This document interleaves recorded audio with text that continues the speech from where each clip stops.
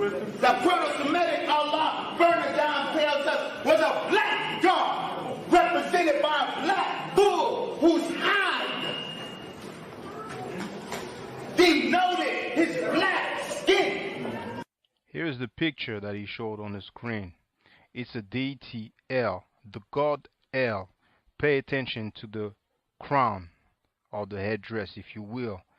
This is a picture from the front of the same statue, a little closer, and a little bit from the side here. Now, this headdress is actually the atef crown. If you go on Webster's online dictionary, that's what it says. Atef is the specific feathered white crown of the Egyptian deity Osiris. It combines the head jet, the crown of Upper Egypt, with red ostrich feather for the Osiris cult. The Atef crown identifies Osiris in ancient Egyptian painting. If you go to Webster's dictionary, Merriam-Webster, it says Atef, hold on, a tall crown with a long feather on each side, shown in the art of ancient Upper Egypt as worn by Osiris. Okay? Here you can see Osar or Osiris with the Atef crown. This is from the papyrus of Nebket. It's actually in the Louvre Museum, and you can see me filming that papyrus on the video entitled Reality Check. Why black people ain't going nowhere, but you might as well put Afro Style Reality Check. It's gonna come up. And in here, it's also from the Louvre Museum. You have Osiris in the middle with the Atef crown, and the description for it. If you go on the website of the Louvre Museum and you type Royal and Divine Triad, you can do a search and you will see they mention that he is actually wearing the Atef crown. Now, finally, you can compare the crowns. Okay, first you have the god of the Arabs Negroes, which first is El, but somehow, some way becomes Allah. But that's up to y'all. That's up to the doctor. And then you have the one that I showed you, Osiris. Then again, from the front, compared with another statue of Osiris, and then finally the same statue from another angle. Biblical King's Seal discovered in dump site. This is the royal seal of the King Hezekiah, and here we have an Ankh. And finally, last but not least, you need to see it to believe it.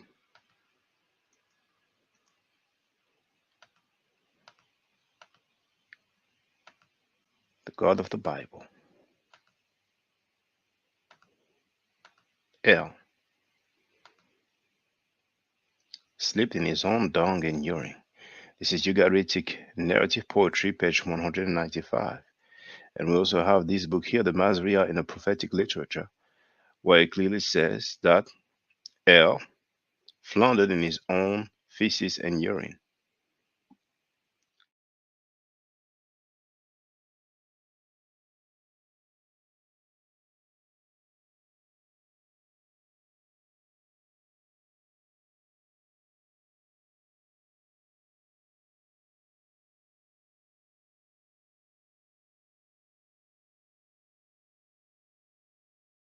I was on mute. So, microphone check. Okay. What's up, Senuena Senut Itiran Ishakandukukemet? I hope you're doing well. The title of this video is Tariq Nasheed implied that the Tyre Nichols killers are non-FBA, foundational Black Americans. And it's not just a major L, but it's just so sad. Tariq is so wrong. And I probably said that maybe he's going to imply that those people are non-FBA. I went through their names, and their names didn't sound like they came from overseas. But for the record, let's cut the chase. Let me just salute the people who are there. We have 15 people online. I stopped the previous live stream, which was quite long, with about 70 people. in attendance. Now we have 15 people watching. We have V Bennett in the place to be. We have Shabaka. We have Sekou Kele. How you doing, brother? He wrote, I wonder how Tariq Nasheed can determine who is foundational Black Americans. We have Da Master and we have World Traveler. Oh, it's been a long time, World Traveler. Sekou, I trace my ancestors by records. All right. I did not make the chat for supporters only, so I don't plan to be long with this one, but it's very horrible from Tariq Nasheed. If you know Tariq Nasheed, oh, Mr. Sharp, it's been a long time, you know. Venez put Sekou on the panel. I don't mind, but I'm trying to be brief because the previous last room was 7 hours, and I have some work to finish. I have some in my studying. So, brothers and sisters, first of all, I'm sharing the link to Tariq Nasheed's Instagram. You see, right? So now, hold on.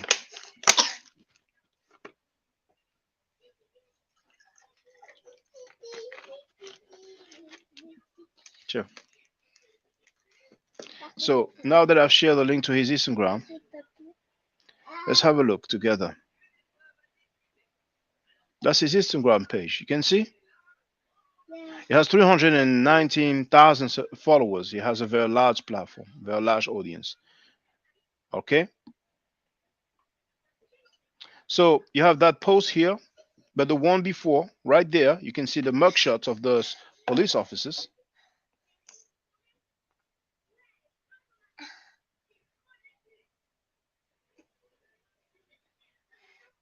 Now let me check. Let me check the pictures when they are in uniform.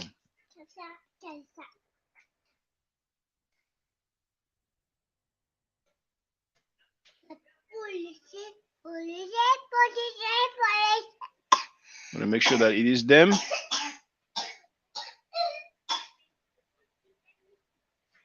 Yeah, it is them. Merout, fais attention. Arrête de faire ça, Merout. So I'm making this larger here. And he wrote, is it large enough? Yes. He wrote, anyone else getting non-FBA vibes from these dudes? And he put the smiley like thinking, and he's put the hashtag, And you can see it says 22 hours ago. So what he did was just horrible.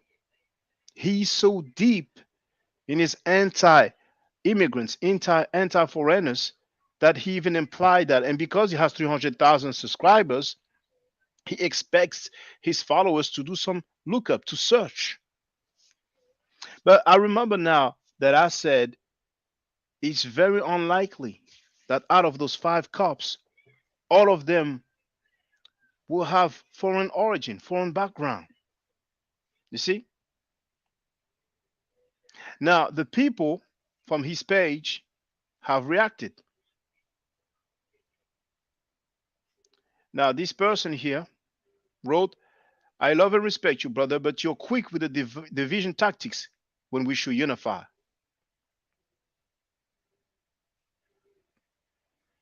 This person wrote, Brother Tariq, you are reaching with the FBA / non-FBA references.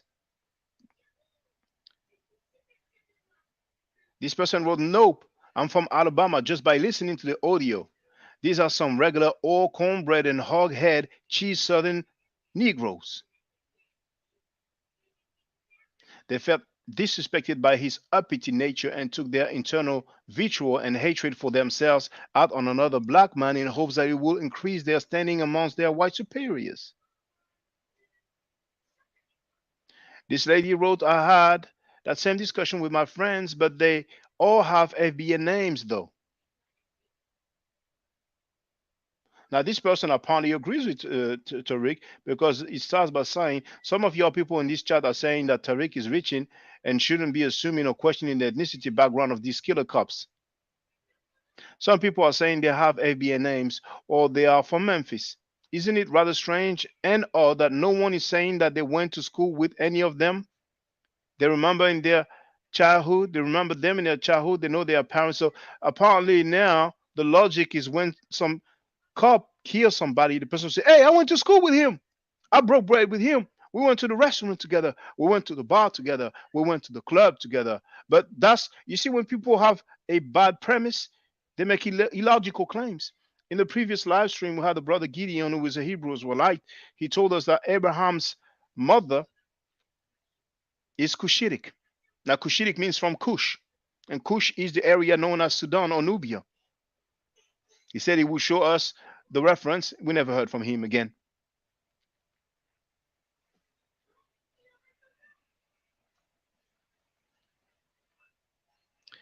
This other person wrote, dude, Memphis is 99.9% FBA. Stop the foolishness. This is his, well, maybe not just all his subscribers, but this is people speaking. Now, this other lady is saying, no, definitely, Tadarius is definitely an FBA name. Now, this person here says, since FBI picked up Tariq, he be speaking different.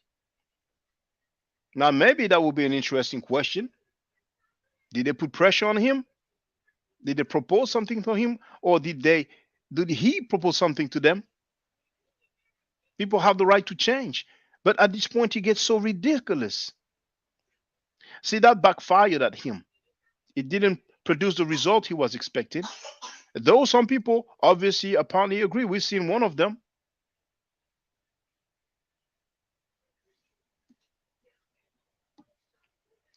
Now, this other person says, to Darius Bean, Demetrius Haley, Emmett Martin III, Desmond Mills Jr., and Justin Smith, all FBA names. This person says, this lady says, it's given, all skinfolk and kinfolk.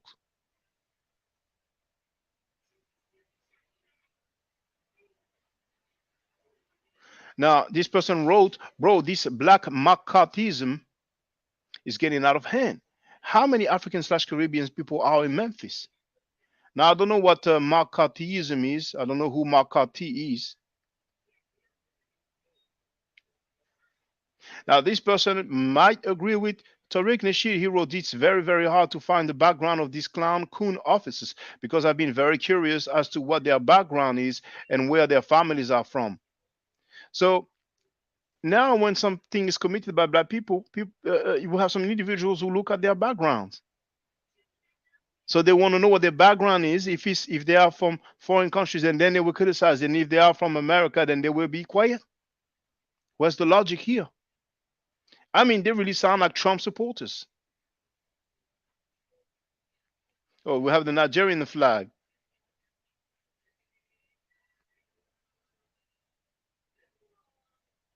He used the term feathers. Let's read the rest together. Now, is it sharing well? It's sharing well. Okay.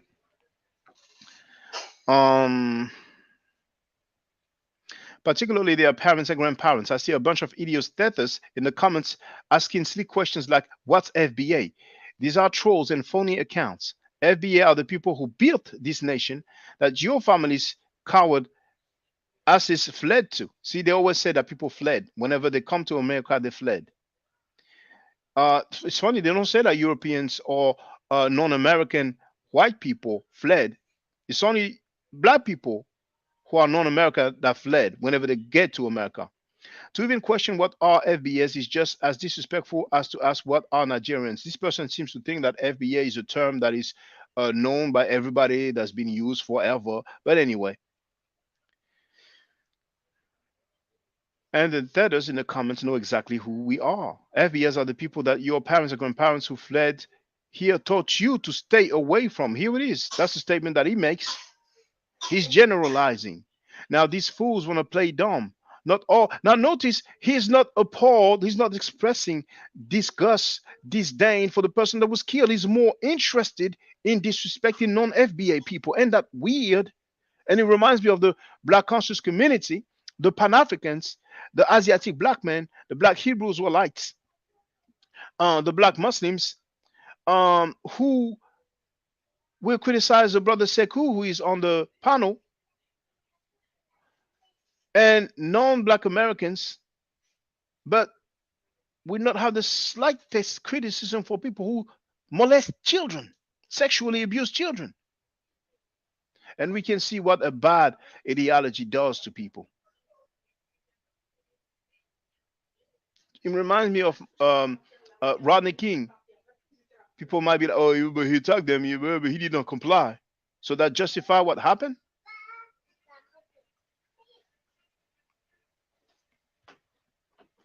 Not all black immigrants, but most of these status among them have always secretly separated from FBS the moment they got here, only conveniently acting like they are with us in order to skim off the things FBS have fought for us within American society. And cut the crap. You want reparations? Go for it. On the FBA website, there's not a single page, unless I missed it, and feel free to share it if there is any. There's not a single page about reparations, but there's a lot of merchandise for sale. If black people in America obtain reparations, non-black Americans will not benefit from it. So stop with this narrative. It's getting ridiculous, but to each his own. There's free speech. And now the huge third class has openly taken off the fake mask and are embracing their separatist divided ways from FBAs. And because we FBAs are now saying, cool, let's keep it that way, then now all of them are scared on alert. Scared of what? Scared of what? But anyway, I have enough with this here. With names like that, why would you suggest non-FBA? It's not just white supremacists killing us. Let's keep it a buck. Our own people engage in this type of criminal activity as well. Now, I think that's where you see more comment. So hold on. Hold on. I mean, it's so sad, man. Let me go to the comments, man. That master isn't the place to be. Well, Sekou was asking, I wonder how Tariq can determine who is foundational black Americans. He cannot determine that. One of the easiest way is by the names, the last names, the surnames, the family names. But yet he might presume that some people would change their name or take on the name of their spouses. I mean, he's just reaching.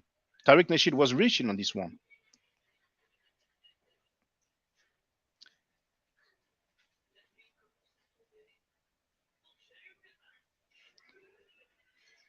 Sacred Infinity is here.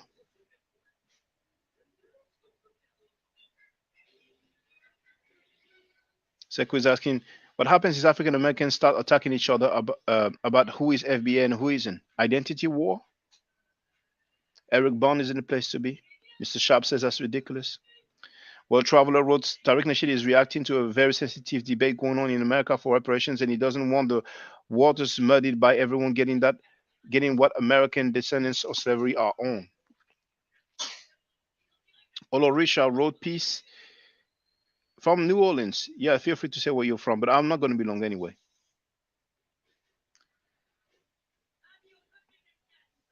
Well, Traveler wrote, you must understand the struggle happening in America right now. I think I understand everything that's going on in America. Not in every street corner, but we know very well what's going on. And those FBA people are really wrong with their narrative. They want to have reparation, fine, go ahead. But once again, on the website of the FBA, there's nothing about reparations. They spend more time disrespecting non-FBA. They spend more time, and Tariq Nasheed has disrespected so many Africans and so many Caribbeans. It's crazy. I don't know.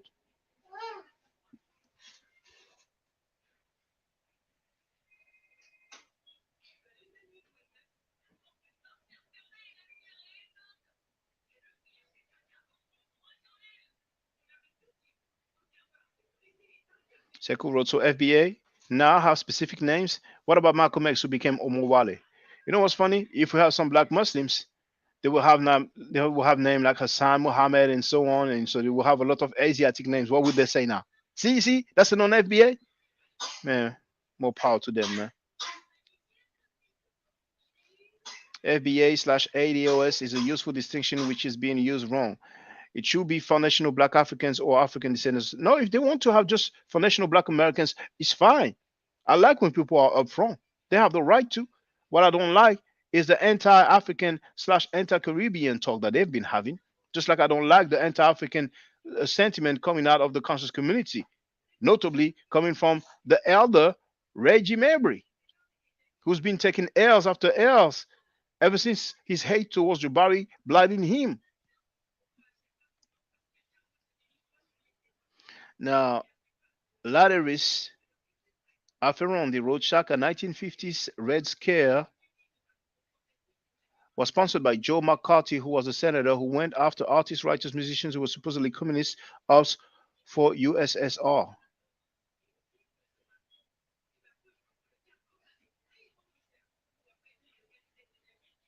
Now, I don't know what was the initiation.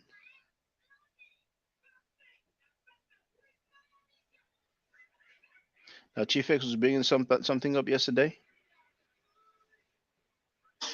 Now, World Traveler is saying the issue is not every black person in America should get reparations. That's his point, always been his point. Now, World Traveler, are you a supporter of Tariq Nasheed? Are you a supporter of him disrespecting Africans and Caribbeans?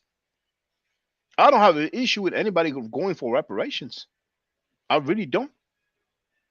But when people have a cause, no matter how noble that cause may be, it does not excuse them disrespecting people based on geographic location, based on ethnicity.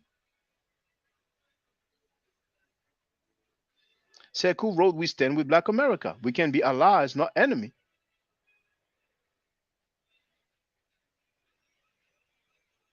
Shakade was a reason for the distinction. Wahim Hotep 316 a place to be. Arafat Up is in a place to be. Eric Bond says, "I couldn't even watch it once they stated, I'm sorry, once they started saying, we are showing it at 6 p.m. like it was a movie release." Forever Food wrote, "If you weren't scared, you wouldn't need this stream. I hear the fear in your voice." Well, Forever Food, you're going to go on holiday because I really don't have time for this stuff. Apparently, I am scared. I am scared that FBA will do whatever they want to do. Okay. Going there. Going there. There's some stuff I don't have time for. Some brothers be simping when they see some ladies, but I'm not that type. So Forever Food, you're out. There it is. I'm telling you, those talking points are just getting so ridiculous, man. V. Bennett wrote, "There are reparation movements in every nation. Why these dudes say this stuff is ridiculous?"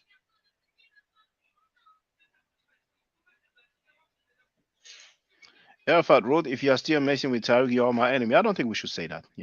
World Traveler is not a supporter of Tariq. Lateris wrote, "Also, Red Scare sent after Hollywood actors as well, including Harry Belafonte, Lena Horne, Orson Welles, Lucille Ball, etc." Language Learner wrote, "Tariq is getting paid by his handlers." Joe also wrote, "Pan-Africanism over FBA, the separation narrative." People have the right to, if they want to be FBA for reparations or other purposes, by all means do so. What I don't like is the anti-African and anti-Caribbean statement that's been made. Alexander wrote, "If you listen to Tariq, you know he is a Julius Malema supporter." Well, Julius Malema appears to be fighting for black people in South Africa, and I don't recall hearing or being told about xenophobic statement coming from Julius Malema, even though unfortunately there was xenophobia in South Africa, and I was told that he condemned the xenophobia. Sekou is asking what happens to FBA who take African names. Chris Senior wrote, "Can someone please explain what is the historical context / lineage of FBA?" There's a website, I went through it yesterday, so everybody can feel free to read, what their stance is, and they have the right to take any stance they like. I mean, some people say that, we are black Hebrews or lights. They come up with a 12 tribe chart. You know what I'm saying? They live in fantasy world, science fiction world. You know what I'm saying? Nation of Islam teaches that, there's a big head scientist who created black white people, and that there's some mother wheels with baby bombers, baby planes. Farrakhan explained that there was a beam of light and he went into a mother wheel and heard the voice of Elijah Muhammad. Elijah Muhammad has taught that Joseph put Jesus and Mary on a camel and told the camel, "Go to take them to Egypt," and the camel took them to Egypt. You know what I'm saying? He even taught that Pharaoh said Allahu Akbar before he drowned. I mean, there's so many things like that. He made also predictions about the end of the world the end of the rule of white people in 1914, and he mentioned an extension of about so many years, but basically it was supposed to have ended a long time ago. that has expired. Elijah Muhammad also said that there will never be a black man president of America, and we had Barack Obama. So everybody's free to have their doctrine, their beliefs. I mean, Christians and others as well, most likely Jewish people, because I think it's in the Old Testament. We have the story of Jonas, right, who spent some days inside of a whale or a big fish. You know, we have Hebrew Israelites who've been saying in the street publicly that it's okay to grab a woman and rape her because it's in the scriptures. I've played that as well. Some of you are sleeping on, the information, but it's not a criticism towards anybody. But I'm just trying to say that everybody's free to have their own beliefs. You know what I'm saying? Everybody's free to have their own belief, their own political opinion. What I don't like is the anti-African and anti-Caribbean sentiment. That's what I don't like. Like Tariq Nasheed, for example, he's talking all that talk, but Tariq Nasheed has yet to criticize this, the fact that Farrakhan has been teaching the Nation of Islam doctrine that says that black people are ugly, marked and disfigured. So those of you who support Tariq Nasheed, feel free to speak on that. So Shabazz was not permitted to stay in that area, so he took his family into the jungle of East Asia, which we now call Africa, to make a people close to nature. And the Honorable Elijah Muhammad said, this is the origin of kinky hair, because we didn't have kinky hair prior to that. The hair on our head was like the hair on our eyebrows. The hair on your eyebrows straight, the hair on your head is not the same as the hair on your eyebrow. But the hair of every other people is the same as their eyebrow. Your eyebrow straight, your hair something different.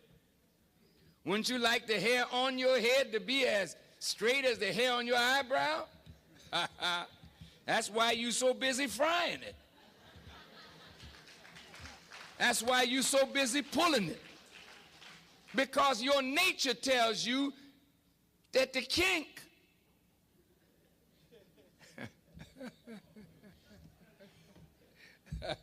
I mean, with I'm black and I'm proud,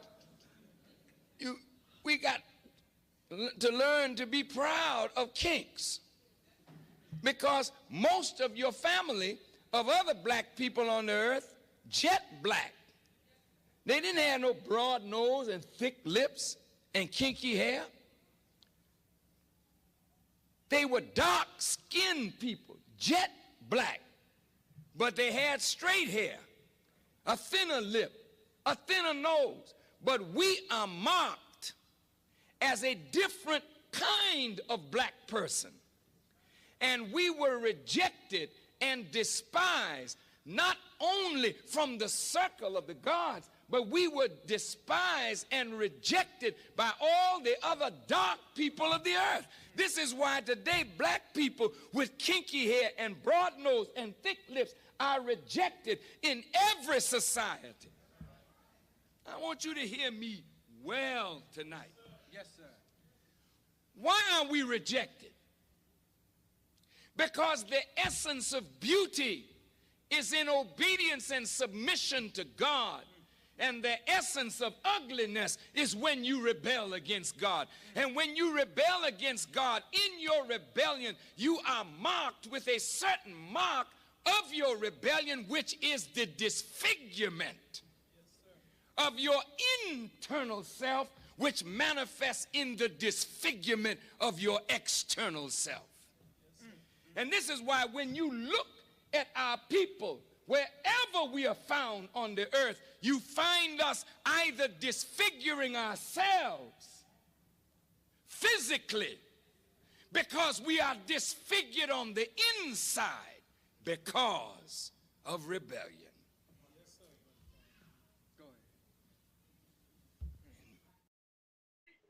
Okay, now I've made the chat members only or supporters only because it's difficult to catch up. It's only $3 per month, which is $36 per year. I don't know any personal information. This is handled by YouTube. So feel free if you want to. There's no obligation. You are free to leave comments after the live stream is over, and you can stop at any time. You don't have to spend 1 year. You don't have to spend 6 months. If you don't like it, then you can stop after a month. You can actually cancel today. It will be valid until February 29. That's the way it works. So Um, where was I? The last comment. Hold on. We have 40 people online now. We had 50 earlier, but since I've made the chat on members only, I guess 10 people bounce, but it's okay. It's no obligation. Now, hold on. That was about here. Yeah, that was this message that I've had. Um, Now, Stefan is asking to Seku, what do you mean when you say Malcolm X became Omowale? When he went to Nigeria, if I'm not mistaken, he was given that title. You see, and I think he was in his autobiography. He said he was one of the highest honor he ever had. But something to that effect. World Traveler says she is a supporter of reparations, not individuals. Mr. Sharp wrote that it is so counterproductive. Language learner is asking if Tariq finished the museum. Arafat upwrote that he stands with Black America, not FBA. FBA is a hate group. Arafat is asking what museum? Nail shop? V. Bennett says, sadly, it's very simple. Most of these people have no idea what reparation is or who is discussing it. Once again, for those who don't know, yesterday I went through the website of the Foundation of Black Americans, and there was not a single link or article or section or part about reparations. But maybe I've missed it, and if I've missed it, then please feel free to share it in the chat now or in the comments after the live stream if you are not a member. In 360 degrees road, we have to look at the people who are glorifying the xenophobic people who are counter pro operatives in the community. Africa TV wrote, what up, y'all? East Coast wrote, Shaka, do you think that Black Americans will unify or further distance ourselves if we receive reparations? I have no idea. And I don't want to sound pessimistic, but I doubt that reparations will happen anytime soon. Because if America gives reparation, then other nations ultimately will feel like they have to give reparations as well. You know. But by all means, if you feel like it's something you want to go for, then go for it. But all those non-FBA people have been talking about reparations. That's one of the main talk. And even from Tariq Nasheed, I've been listening to Tariq Nasheed. But recently, no, because he made so many anti-African statements, so many anti-Caribbean statements that I had to stop. Even amongst the conscious community, there's a lot of people I've stopped listening to because when people talk too much foolishness, I tolerate the foolishness level, but when it gets too high, then that's it. So that was the main point. Oh, they don't care about us. They look down on us. But now we won't get our reparations. Now they want to be here. They want to crawl there. I mean, all this talk, I've heard it. But what's the plan of action for reparations? I've seen the plan of action for selling merchandise. But I'm telling you, leave it 2 years or so, and you're going to be sad. And I'm talking about FBA people. It's like Umar Johnson. It's the same analogy. 10 years to be at a school. Somebody left a comment saying, well, it takes time. Okay. You have the right to be gullible and naive. 10 years to open a school, not to build a school, because he bought the premises. He received the money, the funding. He got millions of dollars. But then it's the HVAC, then it's the electricity, then it's this, then it's that. What about foundational black Brazilians? Because that's where most African slave descendants are.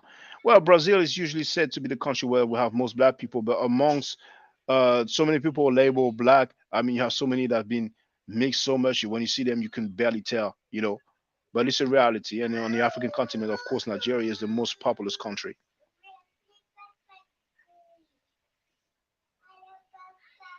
Joseph Wright is asking, does anyone feel that Tariq makes fun of people for clickbait? Didn't he try to be a comedian at one time? Well, he's funny. He's very funny when he roasts people, and even when he's not roasting people. He's been doing a bit of comedy with what's his name? Michael Moore, and maybe a few other people as well. But in this instance, nobody will say that he was making fun of anybody for clickbait. I mean, somebody was killed by 5. Well, I've read some people say that there was a white police officer who tasered Tyre Nichols, but he's not being charged. But at this point, we have 5 black police officers who have killed a 29-year-old black man, and Tariq Nasheed. What does race beta mean? Because I remember on Twitter it used to say, number one race beta. What does race beta mean? Basically, Tariq Nasheed is on that BS. Shaka, you have to open this issue of reparations up when you have more time because there's so many scams to keep us off real reparations, which is a UN order. Too many are falling for untruth. Lateris wrote, never heard of this FBA until this morning watching the stream. Well, now brothers and sisters. Now hold on. People want to support me and they don't want to become members of the channel. Then you have the way to support me there. Now Shirley wrote, why is anyone listening to Tariq Nasheed? This man isn't intelligent or doesn't even understand himself. I would say he's intelligent. Now, the way I see it is just a hustle. Because once again, the Hidden Color series, he will get people to found it and then he will sell it. But he has the right to do that. He delivered a product that people have contributed to. But like I've said, and others have observed the same thing, he saw the ADOS movement and it was a niche, it was a new hustle, and he hijacked the ADOS movement. First, he acted like he was supporting the ADOS movement, and then all of a sudden, he started dissing that lady. I forgot if her name is Yvette, and the other guy as well. But it is what it is. He said Akbar before he drawn law. Allahu Akbar. I went through that in the previous live stream. Yes, I've shown the book, the pages, all of it. That's interesting. Didn't know that one. Tariq and the FBA is an unfunny joke. Hold on. Thank you, Alex, for the cash app. Good looking out. I would have got one cash app. I bet when Tariq does live stream, you see the super chat flooding. It looks like you have to be xenophobic to get support, but it's okay. I'm not complaining. I'm just saying. I can agree with some of Tariq Nasheed's point, opinion, and reject others. His point on who is entitled to reparations, I agree with. Fighting with African and Caribbean people, I can reject. Well, it's me. I don't say I can reject. I say I reject it. But I get your point, sister.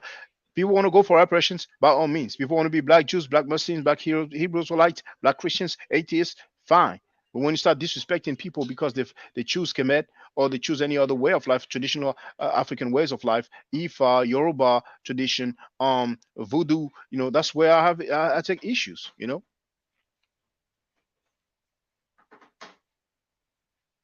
haven't heard about police officers who practice voodoo who killed a black man. What's the religion of this black man? Am I going to trip on that? I mean, it is what it is. Tariq FBA whole point is Africans come over to the US and usually become anti-black Americans. Well, I've played Farrakhan. You all heard it. If you haven't heard it, just go back a little bit or go to the description of this video right now and go to the link that says Shabazz malediction. You have Farrakhan explaining that because black people rebel against God, we are marked and disfigured. That our phenotype is the essence of ugliness. But all this FBA, including Tariq Nasheed, Willie D, and all David Banner, and most of the Pan-Africans worldwide, most of the people from the conscious community, they don't have a problem with that. The Breakfast Club, they invited Dr. Wesley Mohammed, PhD. He's a member of the Nation of Islam. He's now a minister of the Nation of Islam. So they don't have a problem with Farrakhan teaching that we are marked and disfigured, that we are ugly. That's how it is. I'm not asking people to disrespect or insult or fight anybody, but wrong is wrong.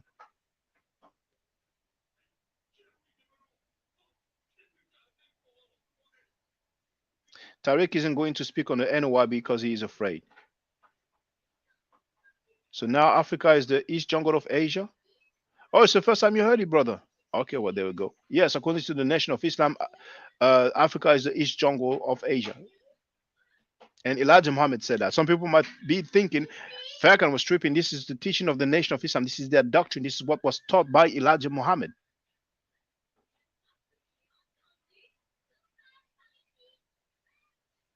It sounds like he's saying everyone was Dravidian first. He's not saying that, but he's trying to break down that you have other people with different phenotype, and he's trying to justify their teaching. That's all.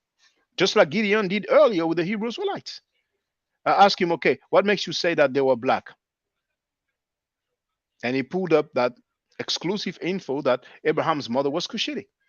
When it was time to show and prove it, what Farrakhan said, ask any anthropologist, biologist, anybody that deals with, the human body and genetics, if that even makes sense scientifically.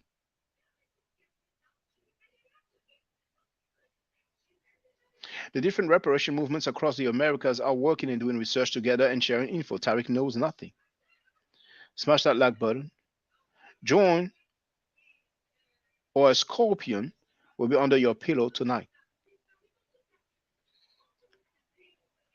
It seems likely they're more interested in separation than reparations. Well, to me, it seems likely also.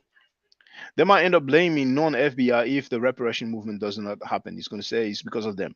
They went against us. You, Shaka, ain't going nowhere. Open up the panel, Lord. Oh, my goodness. Now, if I open the panel, man. Also, send some damn PayPal and Cash Apps to Shaka. He deserves it because he's not trying to scam. Well, I got one Cash App, and it is what it is. But now I can continue with what the people have written.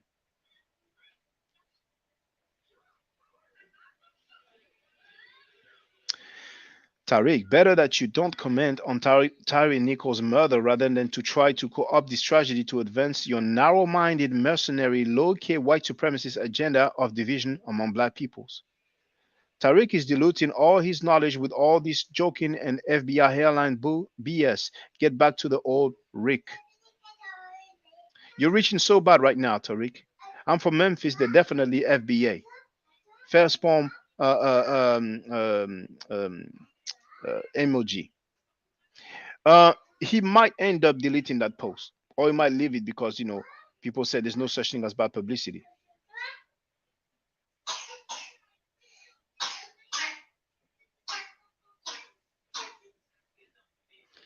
Malcolm X, Muhammad Ali, and Marcus Garvey, plus all the great leaders from Haiti that kicked France's butt. I knew the black race must unite. Our strength is in our numbers. We need to put away our petty differences. Black Americans, Jamaicans, Black Brazilians, Black Latinos, Haitians, Black Central Americans, Black Mexicans. We must unite. All African descendants will never advance. Stop the hate. Learn from Malcolm, Marcus, and Ali. I believe they are FBA. Let's not pretend like we don't have sellouts in our community. Tariq, you really be doing clown stuff. I know you want engagement on your post, but dang. Regardless if they are FBI or not, regardless if they are FBA or not, the senseless deletion of yet another black man has happened. It was a police culture in the US that killed Tyre Nichols. Bro, they're all FBA. Look at their names. Now this guy says we are Moors. Okay, he just made a quote, Now this person is probably more or less famous because he has 10,000 subscribers. He has that validated symbol icon. These men fully FBA. Don't try it, bro. Really? I mean, stuff like this is the reason why we are in a position we are in. No unity. So if Tyre Nichols was non-FBA, would his death matter less? Or if those cops were all FBAs, they get a pass? You sound dumb as F, bro. You're reaching on this one. And we have 1, 2, 3, 4, 5 face palms. Now this one wrote, Tariq, go suck your mother. Now this is a typical Jamaican swearing. Life in prison with Big Booba. Okay, I don't know what it means here. FBA be killing FBA all the time. It needs to stop, but we're so divided. Need to stop this man. Prayers up to the young king and his family. Rest in paradise. This person wrote the names of the officers and he added, those are the names. Bro, stop the nonsense. These are 100% black Americans. Mais Ruth, arrête de faire ça. Tu m'énerves là. Tu fais trop de bruit. Not very likely. Caribbean and African people don't really have much presence in the deep south like that. Tennessee, Mississippi, Alabama, Arkansas, North Carolina are not the migration pattern for us. Go ahead and hold this L and stop trying to create unnecessary division.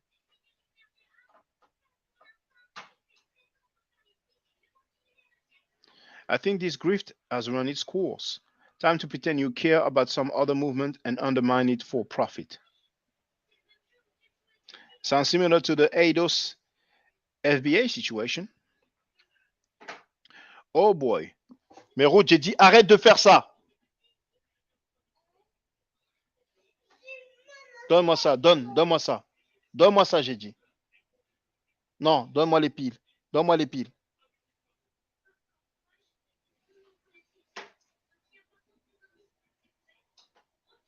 Donne les piles. Donne les autres piles. Donne-moi les autres piles.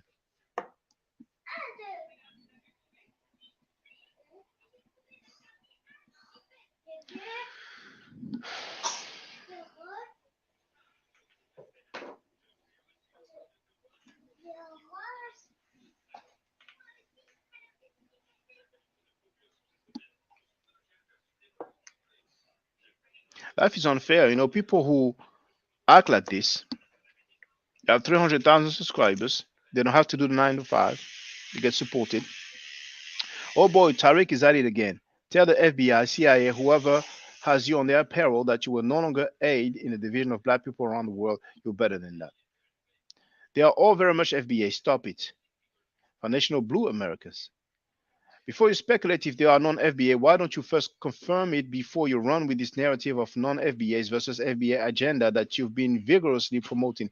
If there's some or all are FBA, then what will be your spin to place blame for this horrific slaying on another black man? My bro, he made a typo, obviously. My bro knows a couple of them. They're FBA, and me too. Now, this person apparently is going to criticize foreigners or immigrants or debtors in their vernacular. A lot of your black foreigners are butthurt, mad about a comment that this brother made. But when are you all going to check your own people who has been for causing a separation between black Americans and black foreigners for decades? Yeah, I like when it's better formalized. I'm a bit tired already, reading stuff. These are FBA. Stop reaching. He's an agent. He's doing what he's paid to do. When the non-FBA argument backfires, hey, who cares if they're non-FBA or FBA? Do some of y'all see the instant division this is creating among black people, or is it just me? You got half the black people stating because they are black, they got charged and didn't get a suspended paid leave like a white cop most likely would, while they are going against the other half of blacks and other people who know it doesn't matter. A cop is a cop no matter what skin they are in. What the F is going on here? The years just started. We can't keep going on like this. Peep the MF blitz, please. This is a blitz to make us fight over a plague that has been and will continue to be until the first half wake the F up. Tariq Nasheed this is low, my brother. These dudes are most deaf African Americans. This divisiveness is agent-like. Now let me go through the comments. Oh, I was struggling when it was open for everybody, but now there's barely any new comments. So we have African Renaissance who wrote, evidence of our psychosis for Tariq is a I don't know, what is it? A nut. Okay. We have 61 people online now. For those who don't know, the chat is open for members or supporters of the channel. Only members of the channel can post. You can learn a lot. You can learn more that you have learned for most of your life. This is the link here, $3 per month. Now let's continue. Now, Tariq, these are all your people. I donated to your museum. Arrête mes routes. Stop the BS on this one. Not too many black Memphians are migrants, bro. Lol. I'm from around these parts. If it comes out that they are FBA, is this post getting removed? Do you not see the division this dude is creating? Like he doing the white man's job for them is crazy. I'm glad you're finally seeing how divisive this man has become. Even if it wasn't FBA, we got to stop killing our own. We already get it from all sides. Why give it to ourselves as well? In Memphis, Tennessee? Hell no. These Negroes are some dyed in the wool southern black dudes. They're like the overseers masters used to keep people in check. I bet they're all FBA. I'll assure you Memphis is a majority FBA city. Let's wait until we know where they are from first. I get his point. We all do since he first made it. A lot of what is brought over here gets attacked to those of us whose ancestors have been here. We need to figure out if there's a real pattern going on here or not. There may be cause for concern. Don't be so fast to rule it out. So we have a gullible, naive person in place to be. Somebody's saying, Tariq, stop this stuff. You know damn well that there are black Americans, Tariq. If this doesn't show people that you are a divisive agent, I don't know what will. So you see, that has greatly backfired. Daniel, I appreciate the cash app. Thank you very much, brother. I hope people will wake up. Tariq can do something better than this divisiveness. He can do better. He has a large platform. He can use it. Yeah, because I'm sure all of them happen to be immigrants. Black Americans don't do evil. Come on, man. We got to grow up sometimes. FBI are not all skinfolk and kinfolk. They disgust me. Trying to shift the blame, huh? Stop with the division. Nah, Tariq. We can't throw everything on non-FBAs. We have to call these cats out for being off code. See, what's sad is that if those people were non-FBA, Tariq would have condemned them. But because it appears they are FBA, he did not condemn them. That's messed up. That's a sick mentality. Now, Tariq made a documentary about the Haitian Revolution. But after that, he did so many Haitians. I know for a fact that Tariq traveled to many different African countries. But when did he have this sentiment? How long did it take? Did he have it overnight, or he always had that sentiment?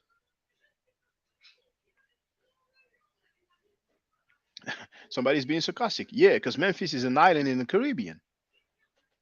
Those names can also be Caribbean. N-word, are you serious? This weird.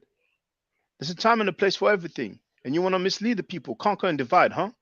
I sometimes find your content informative, but this post is ridiculous. Your community needs to take accountability instead of always blaming others. They are giving. Okay, I don't understand that. Now, the FBA, unfortunately, I went to high school with one of the guys. But earlier, somebody was saying, oh, nobody said I knew them, blah, blah, blah. Joseph Wright, thank you for becoming a member. I appreciate that. See, that's all it takes. You click a link. Mero, doucement. Tu fais ça depuis tout à l'heure. J'aime pas ça, Mero. J'aime pas ça, Mero.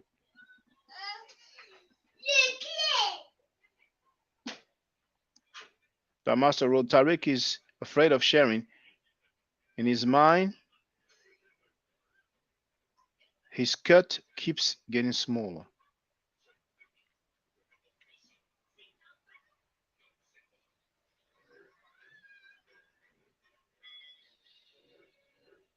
What does that matter at this time? Idiotic statement.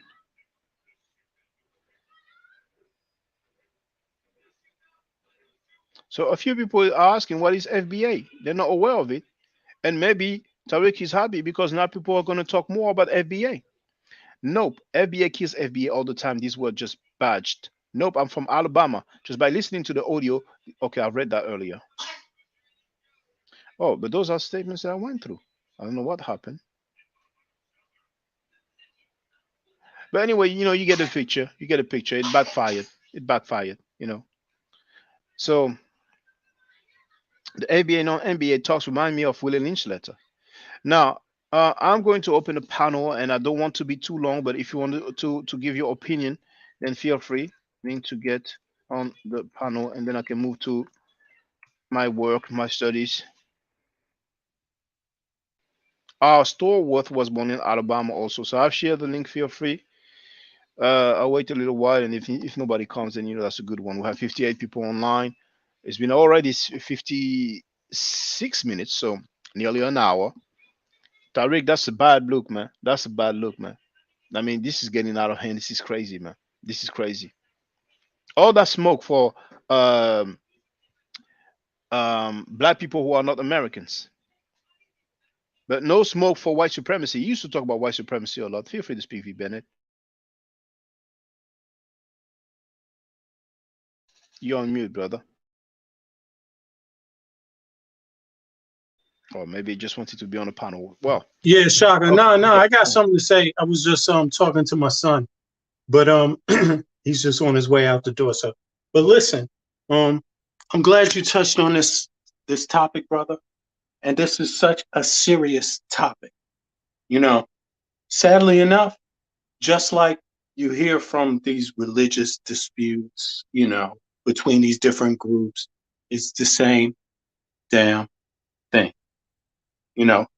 It is confusion being sent out to the community to stop reparations. If you don't have unity and you have confusion, you can accomplish nothing. Now, this is the thing. I'm just trying to offer what I know based on my own experience. There is a real reparations discussion going on.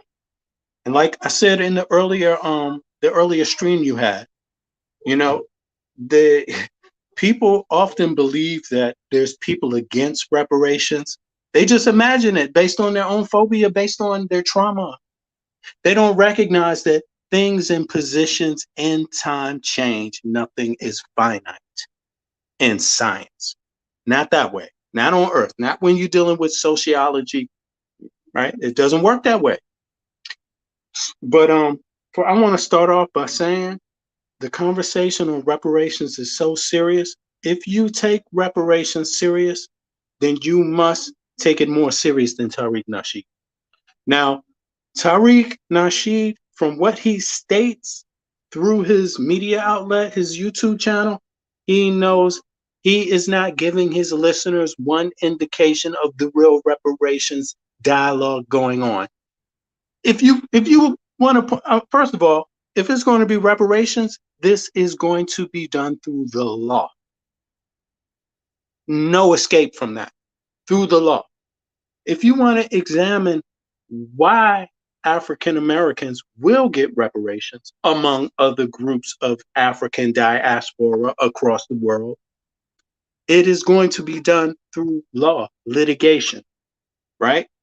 The first level of litigation has already happened. It's been through the UN. They've been ordered. The United States of America has been ordered by the UN to pay reparations.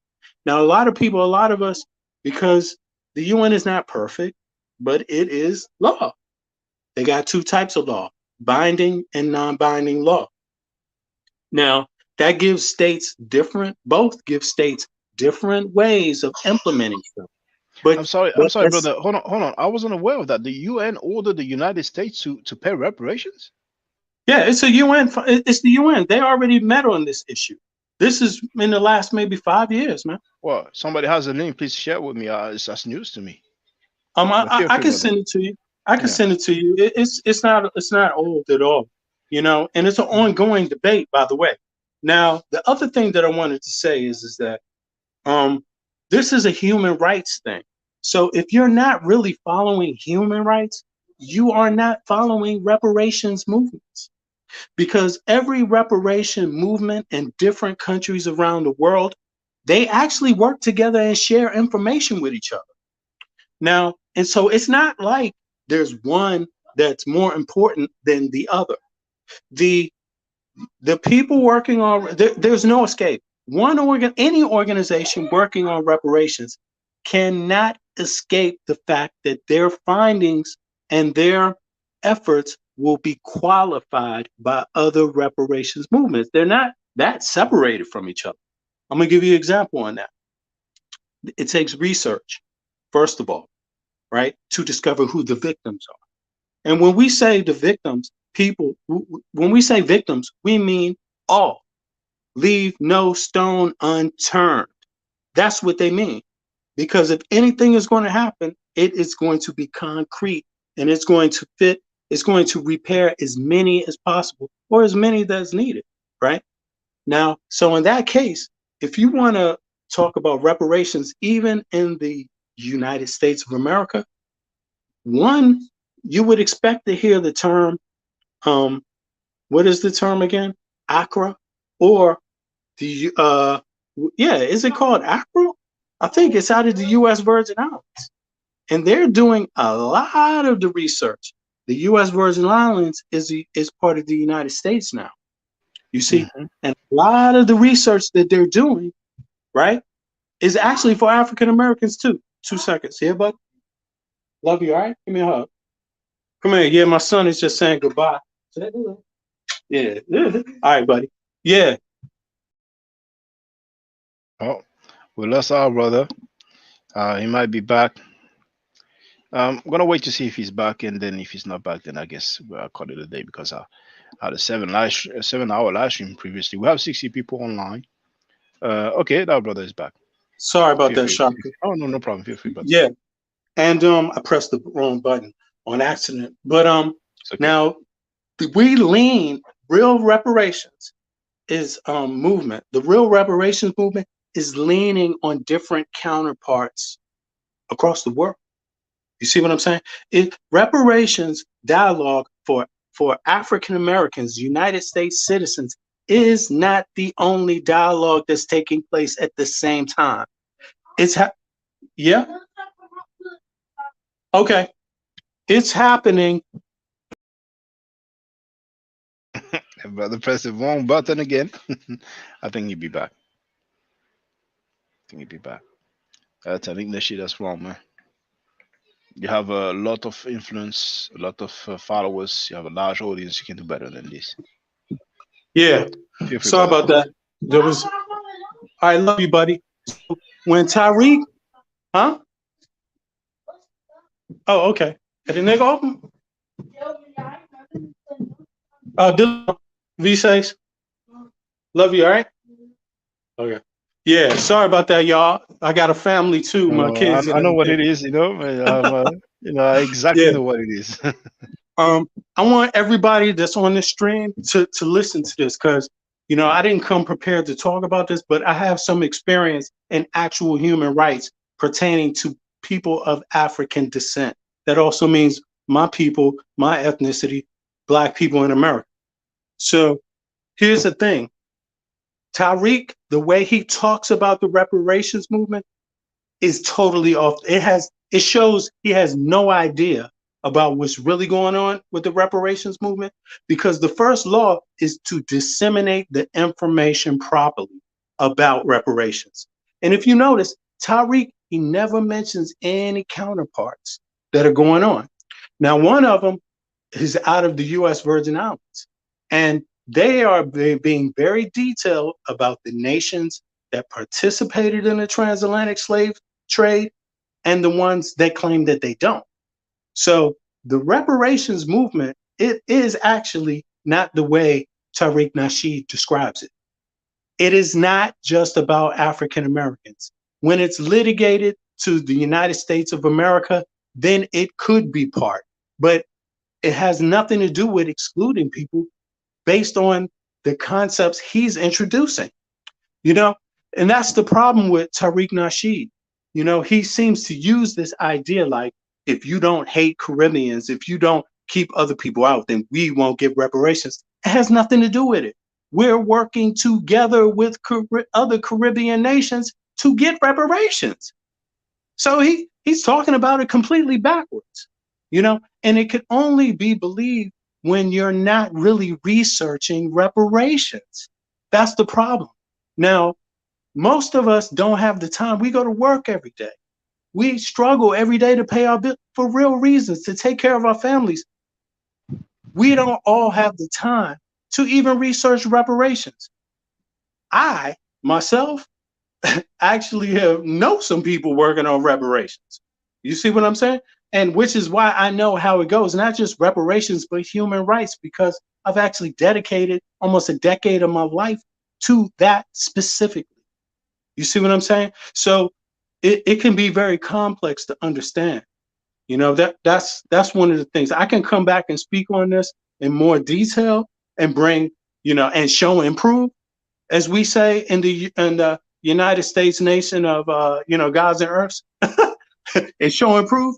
But people, I think you have enough evidence already just from watching Tariq Nasheed to figure out that he have no connection to the reparations movement. Now, understand this: reparations is about what your ancestors lost and can never gain back.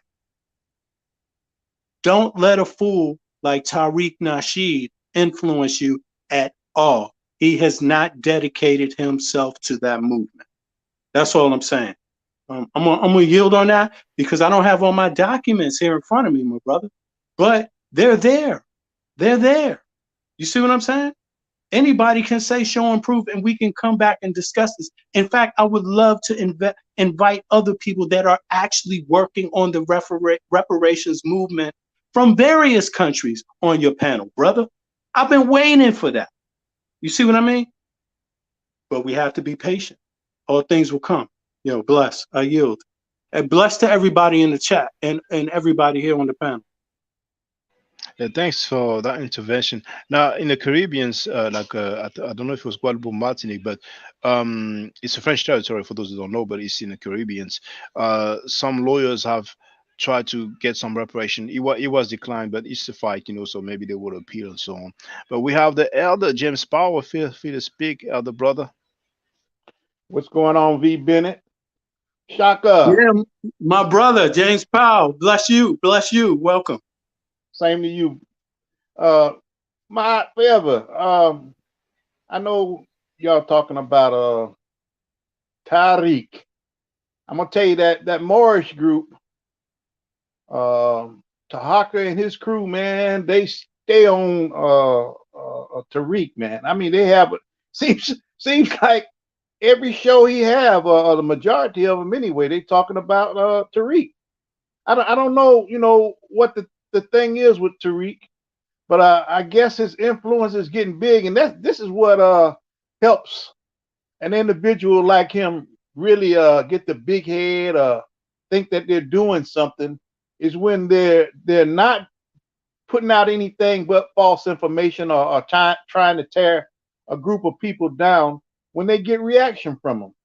I think I've learned this over the years, and I'm an elder statesman now, but when I was young, I used to get frustrated and mad too when, you know, they lie on me or do something that I knew that wasn't true or factual about me. But I've learned also eventually you just have to kind of like ignore them, man. You just don't worry about them. You know, they'll phase out, and of course you feel sorry for the naive people or the ones that's gullible or like that. But you know, it's up to us, especially once you become an adult. You have to be accountable for yourself, and you just can't go along with anything somebody says. You gotta just like we talk about our history here, you know, on YouTube.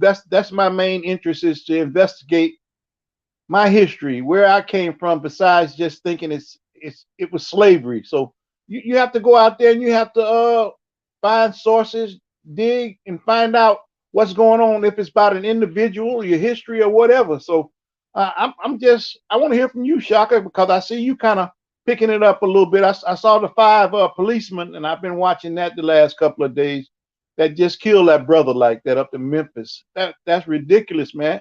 And you know, I don't want to talk too long, but I want to get this last little piece out about these policemen. Feel free, brother. Feel free. Okay, man. You know, we as a people, especially black people, we know the hill that we have to climb. We know it's a lot going against us, and really a whole hell of a lot going against us. And I remember when I started working, man, on these jobs back when I was a youngster, I always got more to do, man. They pile the work on top of me, and then once I've learned, they say, yeah, man, a black man, he has to do 2 or 3 times as much, as everybody else. And then I realized that, but hey, I was a worker anyway. It didn't matter to me. And eventually, I worked in the manual areas like warehousing, construction, roofing, and eventually, hey, I had them start telling me, hey, man, slow down, man. Don't work so hard. I guess I was making them look bad because, that's how I am. Once I get going, I get to going like a locomotive. I get stronger and stronger. Back in our days, like a Timex, it takes a licking, but it just keeps on ticking. That's how I was. So we have to, do these kind of things and learn that our backs up against the wall, and characters like Tariq, we have to ignore.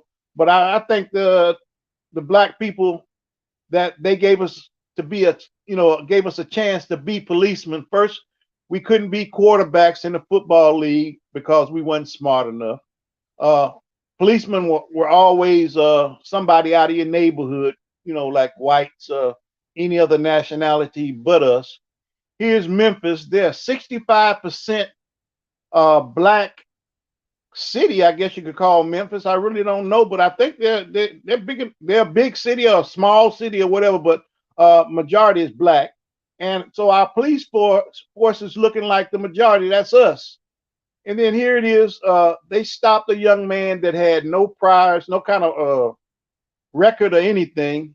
And I mean, I saw the video, man, and the way they did that boy, it was just uncalled for. They kicked him, and then other police came onto the scene, and they walked up and they started kicking him. You know what I mean? I said, wow. Is it just the mentality of the police force, or once you get in a authoritative spot, you just go crazy or something? Because here it is. That's a brother of yours. He's your skin color, your kin. That's how I'm gonna look at him. I'm gonna say, hey man, what's going on? If it's a problem, and maybe even though if it was something I can understand, I just give him a warning. Hey, okay, man. Hey, let's don't keep doing this, man, because you're gonna have me have to write you a ticket, and if I see you doing it too regular, I'm gonna maybe have to put handcuffs on. Just kind of give him a warning, something. But they stopped this brother and pulled him out the car, and once he saw that they were serious about maybe doing harm to him, he broke and started running, like most of us do if you white, and now you have to do it when you're black. It's crazy, man. But they shouldn't have beat that boy like that, Shaka. I'm No, done. they shouldn't have. They shouldn't have. They tased him. They pepper sprayed him at close range. They beat him. We saw he was kicked in the face. It was so messed up, man. And the irony is that they were going at Sekou, and then I talked about this situation. I talked about the fact that we have an FBA saying that black people are marked, disfigured. They don't complain about that. A black man was killed, and eventually I say, are they going to try to say that those people are non-FBA? And this is what Tariq has just done, and it's so messed up. But it's just my conclusion once again when it comes to Tariq and his reparation talk, which is the main argument or the one of the main points of the FBA people on the website of the Foundation of Black Americans. I did not see a single article, section, part, link to anything dealing with reparations.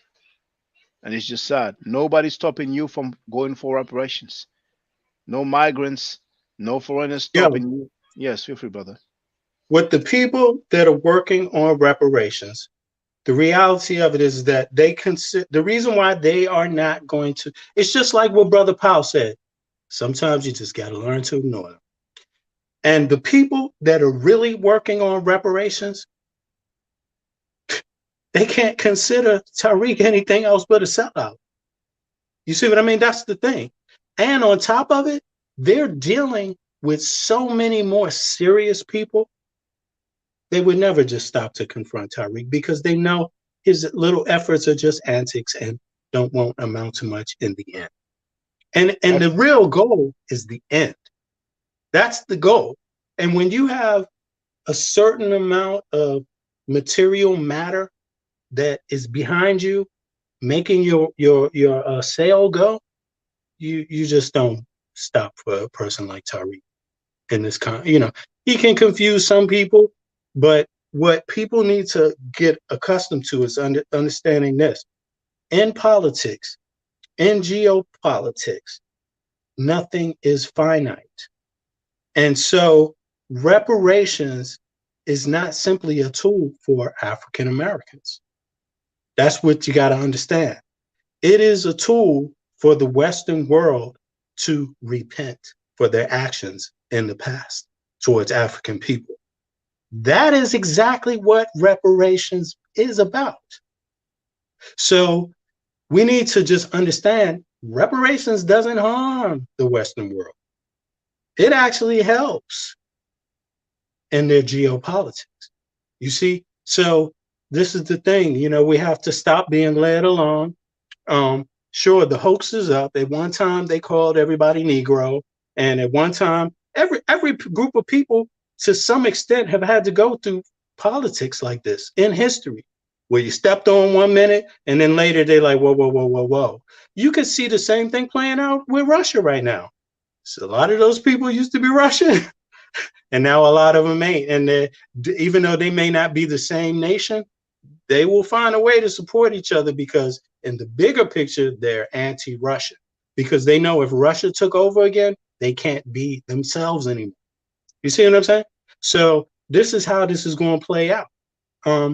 Reparations is not the answer, the ultimate answer for Africa standing up for itself, but it is in line with African people standing up for themselves, regardless of where you're from.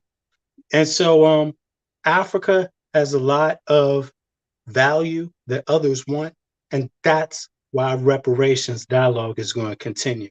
It's politics. You see what I mean? And a person like Tariq, come on, he don't even tell you what his real name is. If you want reparations and you're proud of where you're from, say your name, man. Say your name.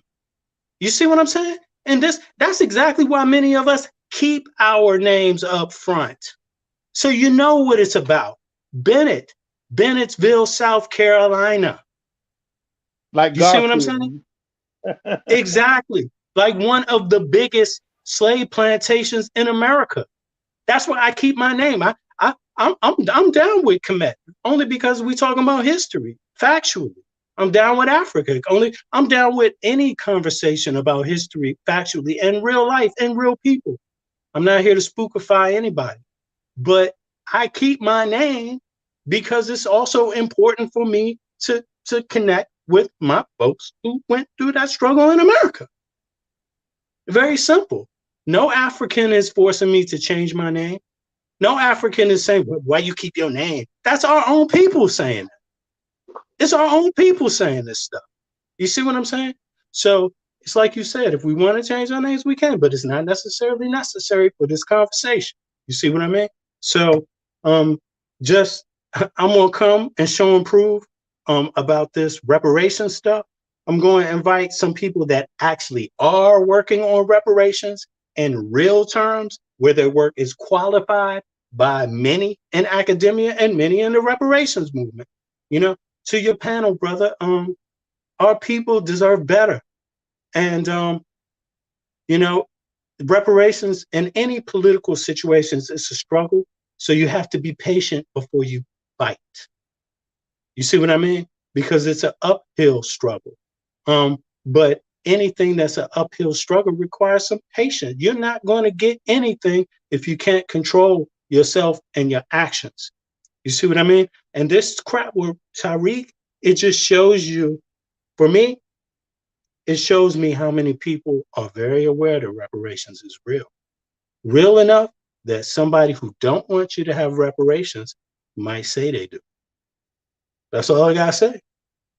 You gotta hold people accountable, though. You can't let them just say they for something. You gotta find out. How are you? Show me. And I hear you and the elder James Powell saying that sometimes you have to ignore. I ignore Tariq Nasheed because I used to listen to him when he used to give relationship advices. And then once again, I consider that he was giving very good advices. And once again, the book Play or Be Played is a very nice book for females. Very good advices.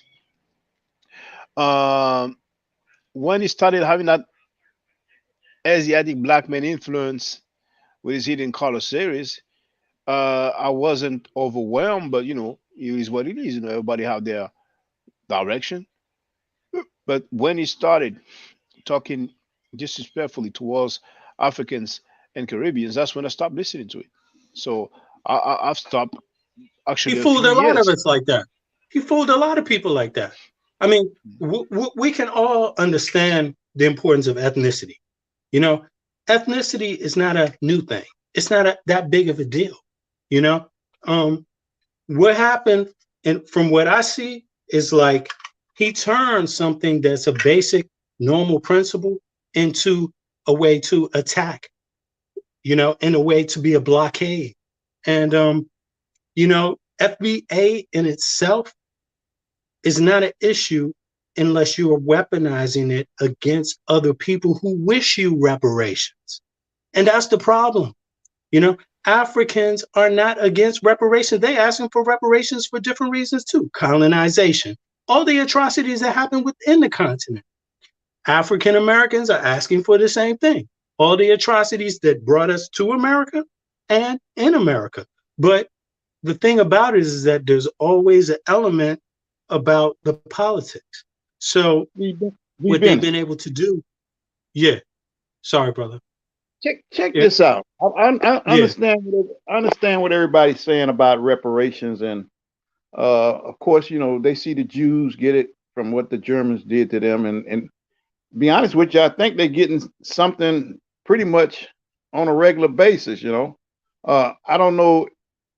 We're not going. If we do, in which I don't feel good about reparations, because with all these slick lawyers and I know you said the UN told the US to pay reparations and everything, but I just feel kind of bad about it. Like it's not going to happen. Not trying to think negative, but the US. I get you. The US has always got a way of wiggling out of things, and you have to look at it. Back in the day, slavery was a business. I really finally learned that. It was a business.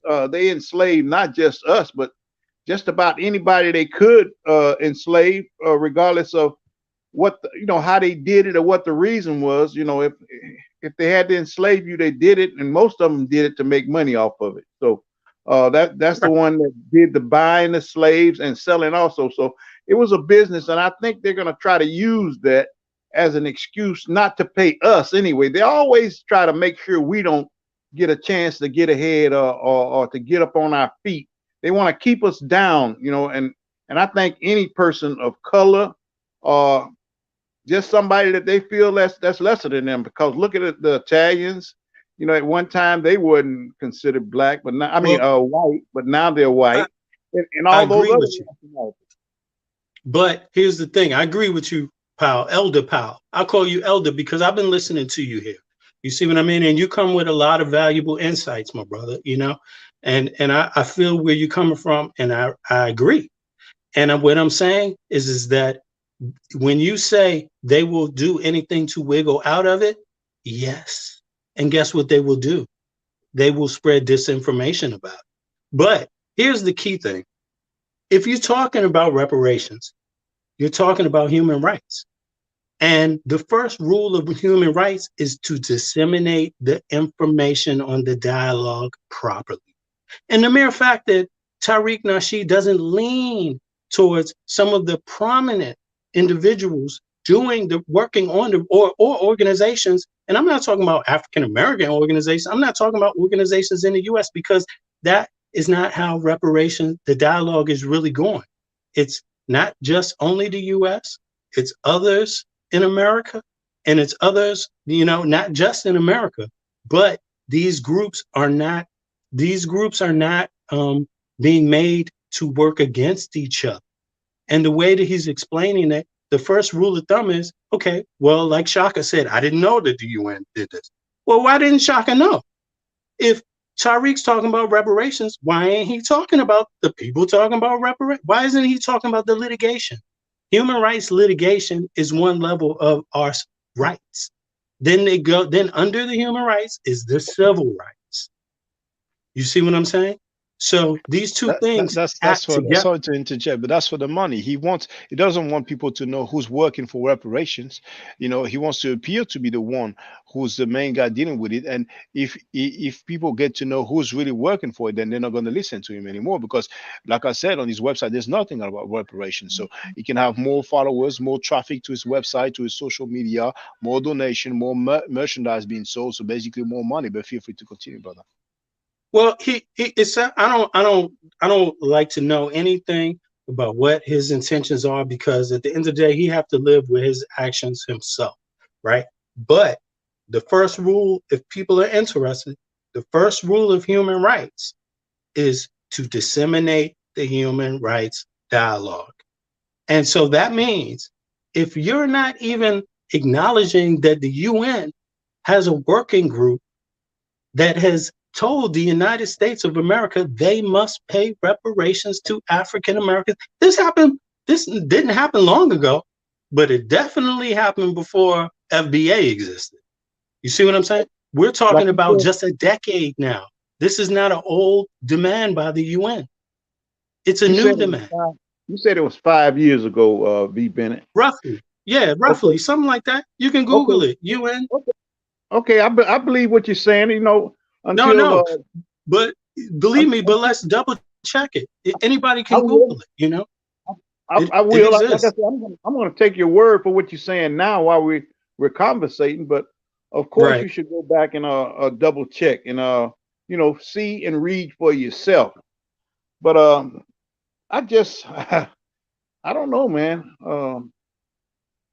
Even though this country right here, I know we're living in it. I know Africa at one time, they were the greatest country in the world. And that's how America's look now. And it's mainly because it's mainly because of their might. I'm talking about America right now. It's mainly because of America's might. They have the greatest military in the world. But that's why they watch it. They're smart too. They watch other countries to make sure if they see a smaller nation getting ready to develop the nuclear weapon, they're starting to build up all the stuff they need to make one, they really start eyeballing them and watching them, you know, so that they can step in there. Go ahead. I'll give you an example. It's true what you're saying, because at the base of it, I mean, you already said it. Why, you know, anybody will try to wiggle out of reparations. Why wouldn't you? Right? You could try to wiggle out of it all you want. But see, then you have geopolitics. And the thing about it is that actually the only nation that, and they might end up on this too, because Russia is on that list of nations that is being called to pay reparations for the transatlantic slave trade also. You see, they've been also implicated recently.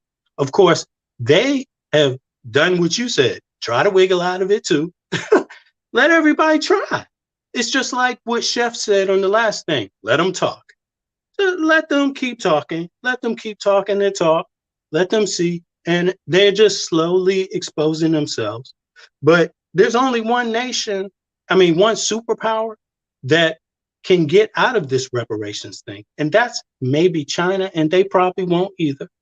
Because the people that are researching reparations are researching all nations and peoples that participated in slavery of African people.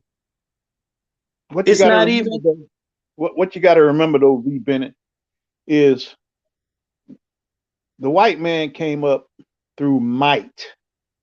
He always went to another area and he dominated them. He inflicted war on them. He took everything he wanted after he beat them and conquered them.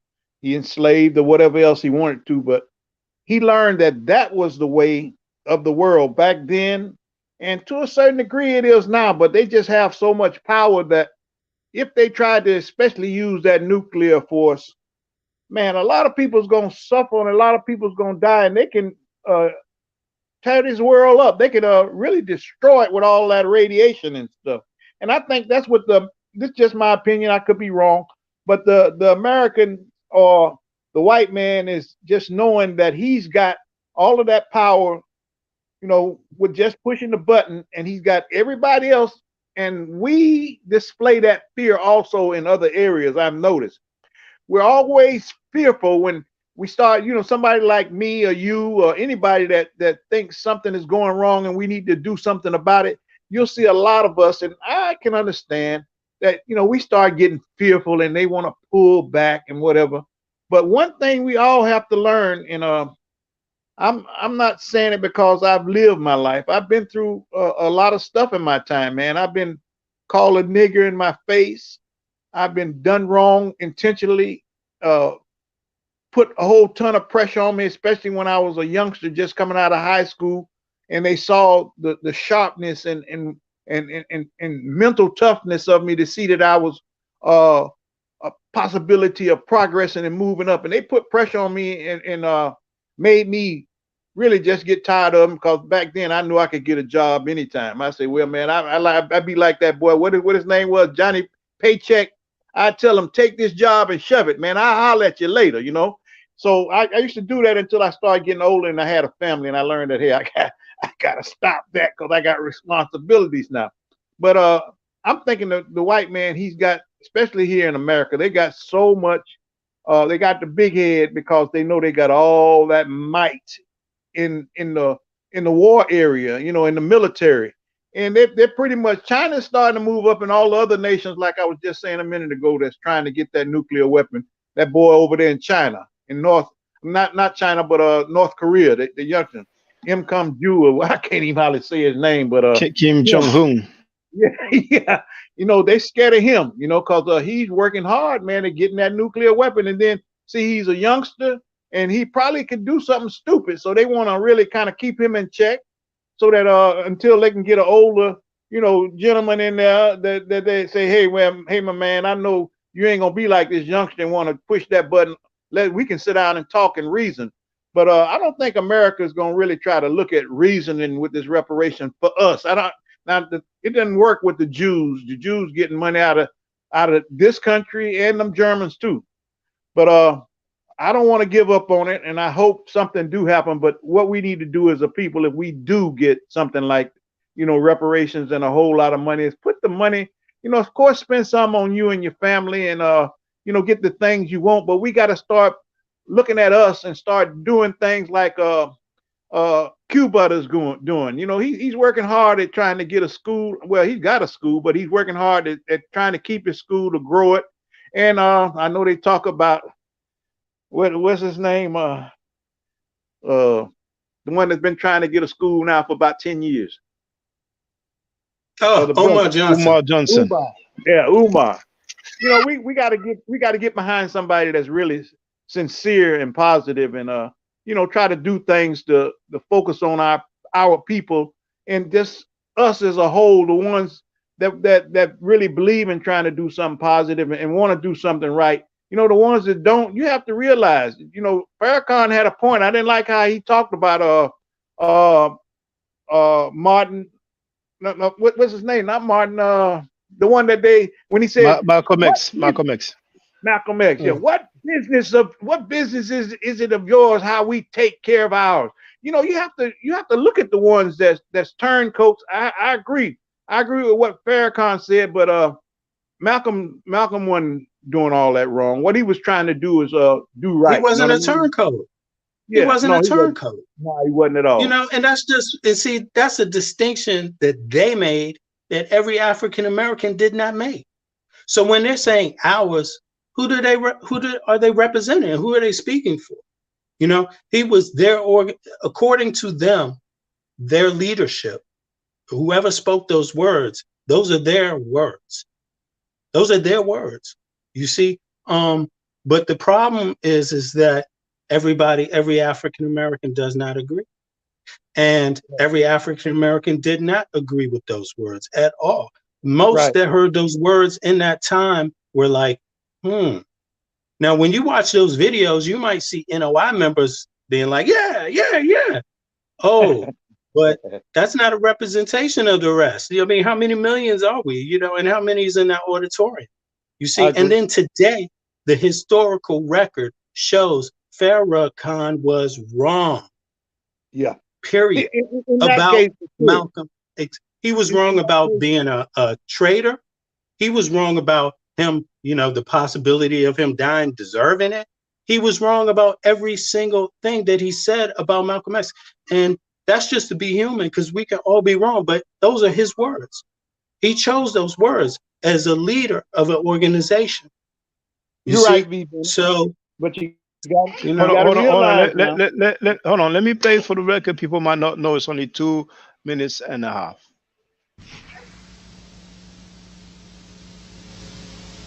Yeah, I love Elijah Muhammad enough that if you attack him, I would kill you. Yesterday, today, and tomorrow. And I'm not a killer, but neither are you. But if somebody attack what you love, each one of you in here would become a killer instantaneously. Am I lying? Mother, let somebody look like they're attacking your child. Here's a woman who fought a bear because the bear snatched her baby. And she ran the bear down, screaming until the bear dropped her baby. Love casts out fear. We don't give a damn about no white man law when you attack what we love.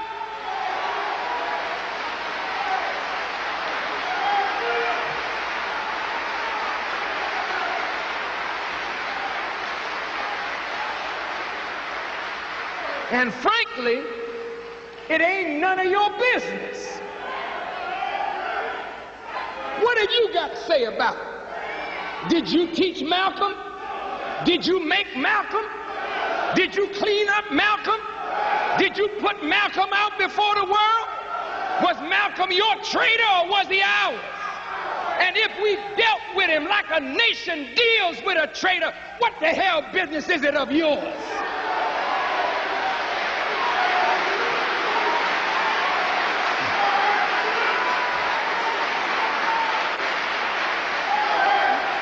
You just shut your mouth and stay out of it. Because in the future, we're going to become a nation. And the nation got to be able to deal with traitors and cutthroats and turncoats. The white man deals with his. The Jews deal with theirs. Salman Rushdie wrote a nasty thing about the prophet, and Imam Khomeini put out a death thing on him, and it stands today.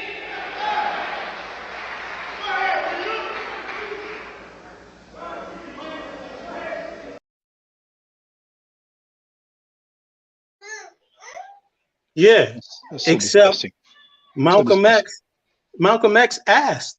He asked, is the nation going to deal with Farrakhan says traitor. That's his word. But let's just be real about it. I mean, for me, it's just like, does a nation deal with problems that it has, period, right? And Malcolm X left there saying the Nation of Islam does not deal with its problems. It does not deal with their own when they make errors. That's why he left. That's why he left. You know, and so it's just so interesting that that's the response to him leaving. You see what I mean? Because that's exactly what he was saying. He was saying, are you being real to your doctrine? And he found out there's people in the higher ups that were not being real to their doctrine. Very simple. You see what I mean? But so he left. He didn't say, you deserve to die, our founder. He didn't say anybody deserved to die. You see what I mean? And that's the thing about it. You know, they have projected their way out of their own doing. You see that? And that's just all it is. African Americans had many groups fighting for their human rights. You know, where do you get Martin Luther King coming out of the mouth like that?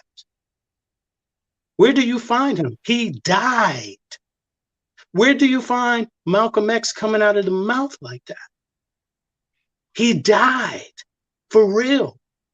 You see what I'm saying? And actually, Malcolm X was planning on, taking um, the um, the United States government to court. I mean, to the UN. Taking the issue to the UN. Exactly. Because it was not a civil right problem, but a human right problem. But it was deeper than that with the NOI, because people think that, okay, he spoke about Elijah Muhammad's marital affair, personal life, but they made attempts on his life several times. It's not just a house bombing. Some people will argue, okay, maybe it was not the NOI, but several times they tried to kill him. And Omar Shabazz dealt with that extensively. I purchased his DVD package. On YouTube, it's Omar Shabazz. Um, and eventually then he touched on that. But we have records of Malcolm X saying, after he left the Nation of Islam and he founded his own organization, that early on he said, okay, he believes that he could better implement the program of Elijah Muhammad by being out of the movement. He spoke highly of Elijah Muhammad, but when they kept trying to kill him at one point, hey, well, humans, what more do you want? You know what I'm saying? So he touched on the fact that Elijah Muhammad had children with teenage secretaries. You Yeah. see, because once again, it's kind of the same pattern. We have those Hebrewites. We've heard from Trackfield, and for those who don't know, for the record, this is what Garfield Reed stated publicly. Since I've been a part of this conscious community, sexual misconduct has been condemned and vilified almost unanimously. We saw the rise and fall of Dr. York. We had Hebrew Israelite, the brother by the name of Mighty Hebrew. He was convicted, I think, twice for sexual behavior against minors. He was widely condemned by the Hebrew Israelite community, but apparently forgiven by the Israelites, because I see him all over the place right now on everybody's channel. Another brother by the name of Nazi Yashavel, another Israelite, also involved in sexual misconduct with a minor. We have no idea where this brother is, but he's been sheltered somewhere by an Israelite group. So we have that speech from Malcolm X, who says, well, he could stop it, just by raising his hand. And I'm paraphrasing, but then he says, it's like he has completely lost his mind. But he said, besides, you can't surround yourself with 17, 16 years old and keep a sane mind. But I'm paraphrasing, and people laughed. And, the members took a lot of offense at that. He was receiving threats, death threats. They made attempt on his life. But when he said that, the narrative would have changed. We go from the guy is a messenger of God. He's a divine, he's like, arrête, mais c'est pas possible ça. I'm sorry.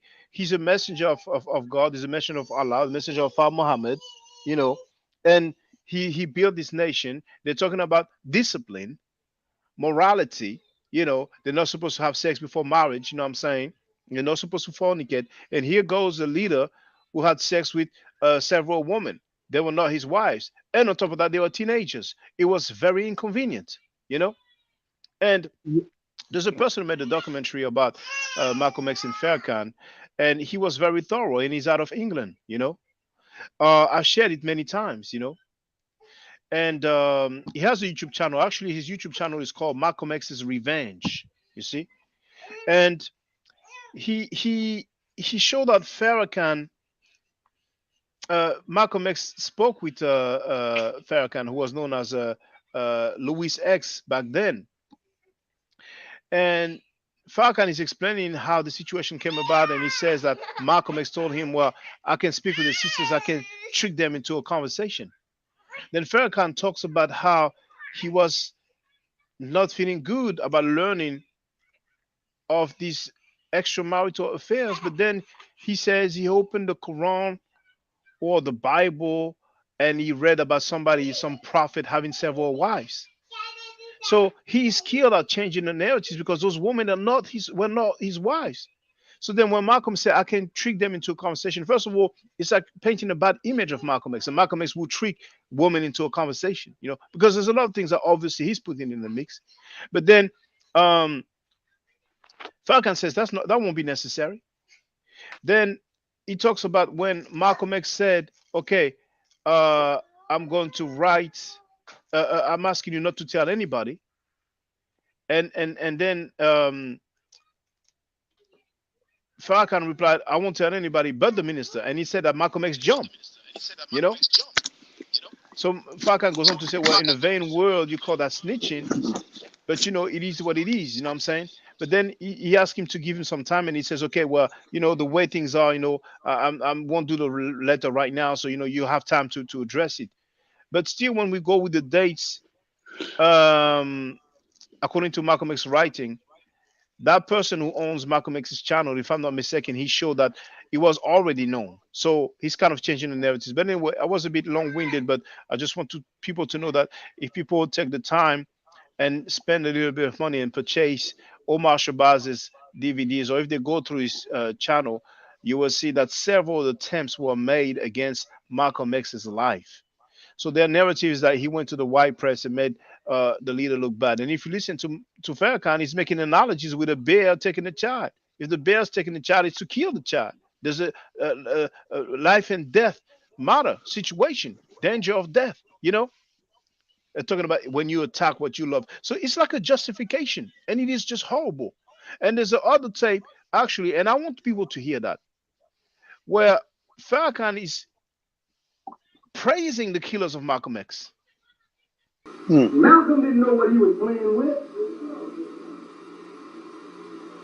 No, he didn't.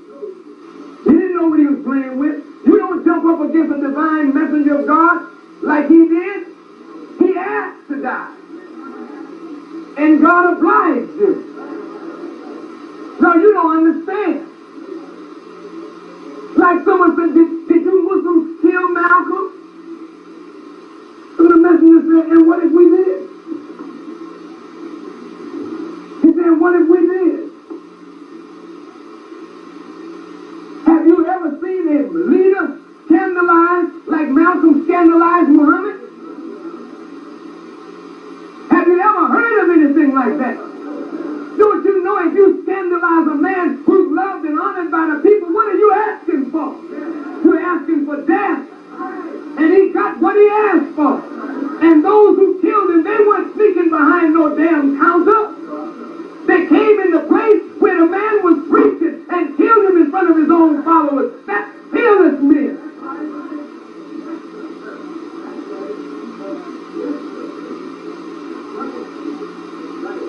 And those who were there to guard him, they were ducking. Damn cowardly dogs. Ducking and running under poles instead of trying to protect the man. And you say it's your leader? You damn punk, you don't have no leader.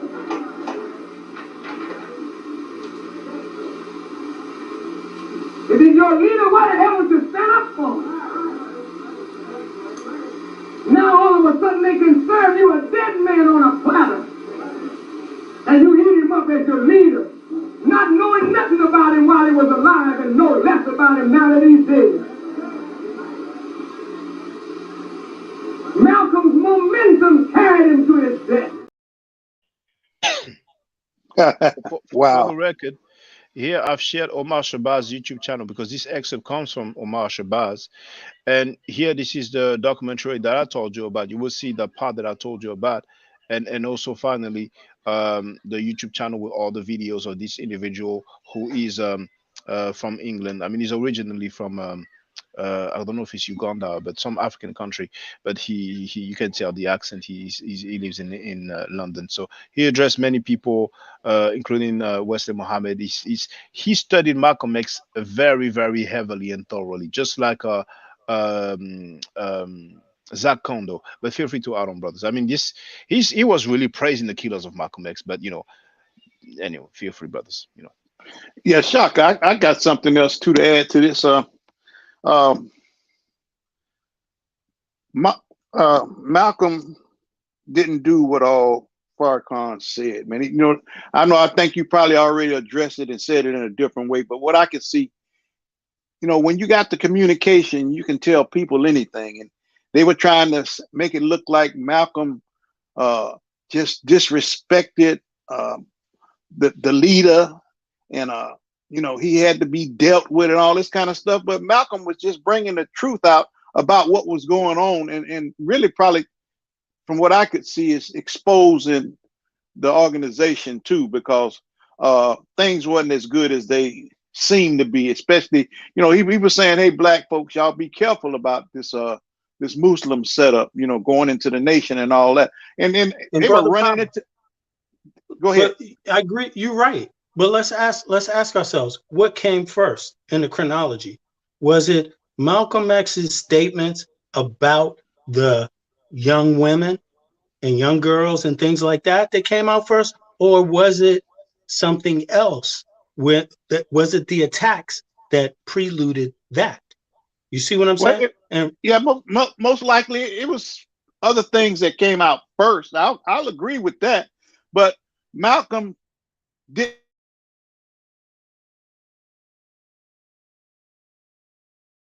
Oh, you're frozen there. I don't know if you can hear us, but feel free to leave and come back, or maybe it's temporary. Are you still there? Have you been it? yeah, I'm here. I'm sorry I Yeah, started talking actually because I wanted to hear him. I yeah. didn't mean for him to cut off. I just No, wanted to it's just interject it's a that. Man. connection. It's a connection. But feel free. I think he will come back. But Feel free. but from my knowledge, and I'm pretty sure that this is common knowledge. Anybody that's followed what happened with Malcolm X and all these statements and the news releases and all of that, Malcolm X didn't leave the NOI saying, "Oh, Elijah Muhammad's doing this and blah blah blah." That's not how he left. You see, he didn't say those things, you know, and he had to be questioned over serious times in the media, and then he finally came out with some details, you know. But to my knowledge, the threats happened, they were mounting up. You see what I mean? It's like the language between the NOI was mounting up against Malcolm X before he even said anything. So about the women and things like that, the young Yes, yes. It's underage. after the threats, the death threats, after the attempts on his life, and I think it was probably shortly after. Let me see how the date when his house was bombed, because somebody asked him a question. Um, like some people saying that he did it, and he said, you know, he was standing outside, like in underwear or pajamas for I don't know how long. He said if he would have staged it, he would have found a better way to stage it. You know what I'm saying? But I think it was shortly after the house bombing. You know, the fire in his house. Uh, Yeah, sometime around that. I think so. But I know he didn't leave talking about the underage girls immediately. That wasn't an yeah, no, immediate reason, indeed, yeah, yeah. You you see, know. So well, you see, February. Um, yes, indeed, it's February 14, 1965. You see. So it was shortly after his house was set on fire. You know what I'm saying? Because we know he right. passed on February 21st, right? So after all the death threats, after the attempts made on his life, after the people confessing to him that they were ordered to kill him or attack him, and then his house is set on fire. He's at home with his wife and his children. You know what I'm saying? Man, he's a human being. He only spoke about something true. You know what I'm saying? But they Yes, didn't like it and they killed him for that. Now, and he's a father. He's a father. yeah, He's a husband. he's a He's the father. leader of a household. Come on. But they Is he actually like, supposed? Is he oh, supposed to he's tell supposed to take these one for the things? team. He's supposed to take one for the Right. team. Quiet He's until they supposed to kill lie him. to his daughters. He's supposed to lie to his daughters. Lie to his wife. Yeah, He's and say supposed we to need just. to unite. We need to unite. They're attacking us. They're trying to kill me, but we need to unite. I mean, I basically, mean, he's wrong. And you know the funny thing is that he says if we dealt with him like a nation deals with a traitor, the gangbangers they even the score. That's what they do. Viens, Mero, viens ici, viens ici, viens ici. They even the score. Viens, Mero, viens. They even the score. They retaliate. What do you tell the gangbangers? Yes, that's what you do. You have to deal with it because you have to be able to deal with turncoats and cutthroats. You know what I'm saying? right, But right. he's just trying to justify it because he attacked their leaders. Their leader, they have lied. Farrakhan lied. Wesley Muhammad has been lying, but he's a professional liar. They were not his wives. You see, Exactly. nobody puts his wife on isolation for the charge of adultery. If it's your wife, there's no adultery. They filed paternity suits on their own newspaper. They were labeled as prostitutes. I've documented that yesterday during yesterday's live stream. It's a horrible lie. And still, they won't even, it's difficult for them to admit any lie. You know, Farrakhan is on tape. That documentary that I've shared here. At one point, you will see he says, well, if I lied, show me where I lied and I will apologize in front of the world. Well, you know, many people have showed where he lied. He would not apologize. It's like the people who say, well, I'll bet that much money or I will give you that much money if you can prove this or that. Talking But points. Yeah, exactly. feel free. And how many of these people in that organization, including the leaders, found themselves in the same situation when they left their last religion? I'm sorry, can you come again, please? How many of the people in that organization, or even the leadership of that organization, NOI, how many of them experienced that when they left the last religious group? Experience, you mean the death threats and the attacks? Exactly. Well, that happened to a fair bit of people, you know. Man, this situation. Yeah. I mean them. Elijah Muhammad, when he left the prior group that he was a part of, did he get death threats? Elijah Muhammad? Any of them. No, yeah, Elijah Muhammad, because before he was a member of NOI, the founder, he was something else. So did he get death threats when he left that group? I don't think he got death threats, you know. I don't think so. I never heard him say that. No, I don't think so. I mean, So Carl Evans says that he was a X. member of the UNIA, you know, Right. and apparently he might have been a member of the Morrison Temple of America, but some people dispute that, you know. But feel Did free he to get continue. death threats to that from them? Well, Did he not get to death my threats knowledge, you know. I mean, he people threatened his life or basically tried to kill him, according to him, because he told people that it will be the end soon. Like I shown you, he first talked about Right. 1914. So a lot of So people sold their properties and they thought it would be the end, and when they realized it wasn't the end, they were more than angry. They're angry, you know. But keep going. Feel free, brother. yeah, well, just on man to man, right? Person to person, he didn't get that right that they got. You know, when they left those prior organizations, Malcolm X didn't get that same right that they got to even be in the situation they found themselves in the first place. He lied So because he we told just the gotta, truth. He told an yeah, inconvenient truth. He told the truth that they we didn't want to we know. we just got to be clear when a black man or woman leaves an organization, you don't go after them for leaving your organization. Let them go and do your own thing, do your business, do whatever you think you're doing. But at least on the bare bottom level, if a person want to go, just let them go. You know, and that's the thing. Malcolm X, his situation was nothing like that. You see, so it's extraordinary what happened to him. But what happened to him, you heard the words. They were displayed. I mean, we heard Farrakhan's words. We heard different NOI articles or articles written about them, by them, also by others. I mean, you know, the bottom line is Malcolm X was not a traitor. And that's the problem right there. There's no one single leader, and there is no black organization that needs to go out and sanction the death of another black person. It's not even necessary. You see? So, I mean, it just kind of makes you wonder why that was such a big issue. One dude leaving, one guy leaving.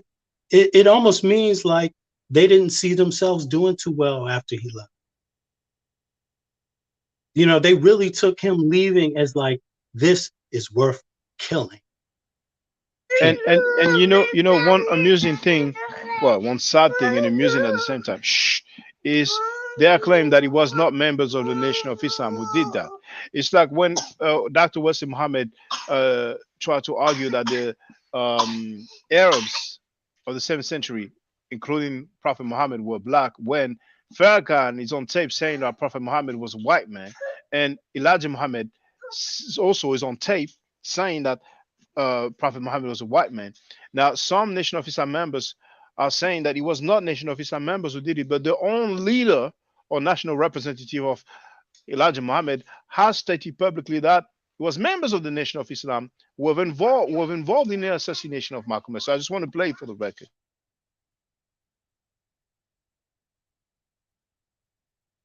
Our zeal, our love and hatred, our ignorance was manipulated by powerful outside forces.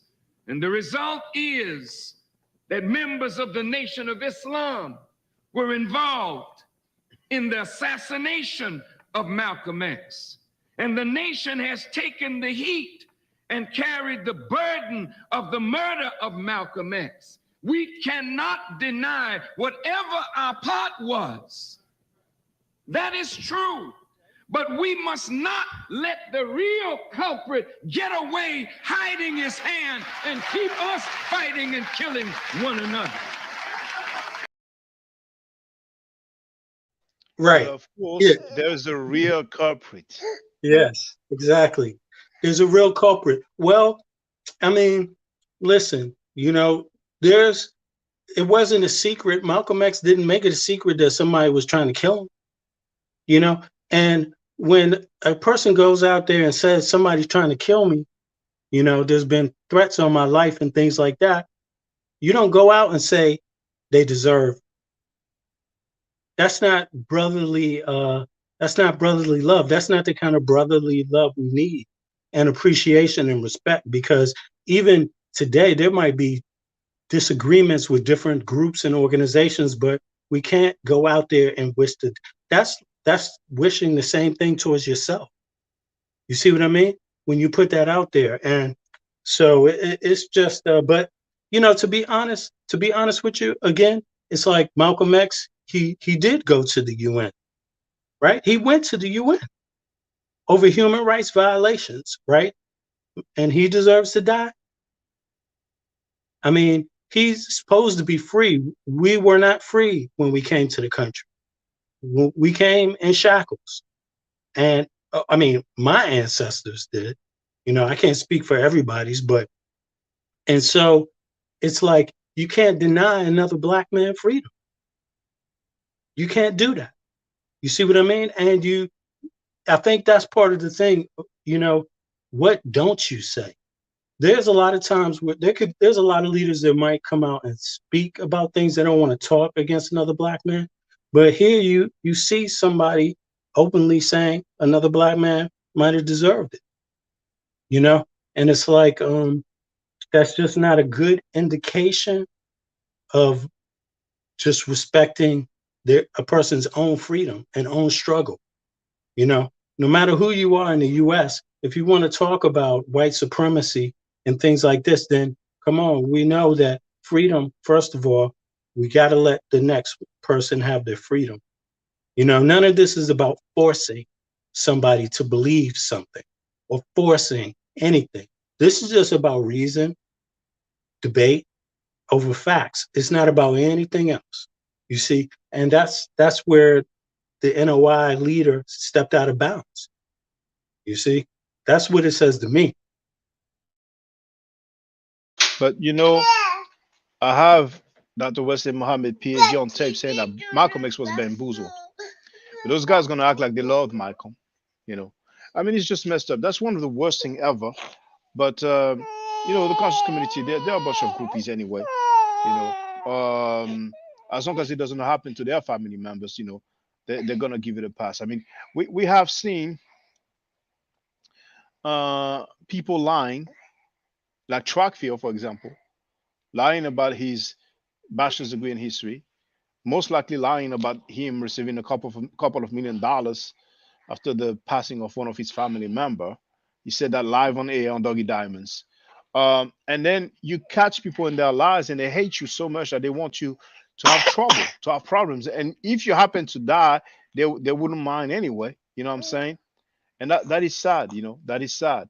But in this conscious community, besides people apparently scamming, lying about their credentials, lying about their financial status, one of the worst things is that we have people who, like Trackfield himself said, were convicted twice for sexual misconduct against minors, and that gets a pass. Just like, I talked about Molefe Asante's organization that gave a trophy to a serial rapist.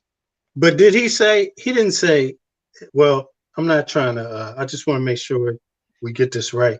Did he say it gets a pass, or did he say he's now being housed by some other Israelite brothers? I mean, let me play it so we get some clarity. Let me play it again. Yeah, let's hear that back.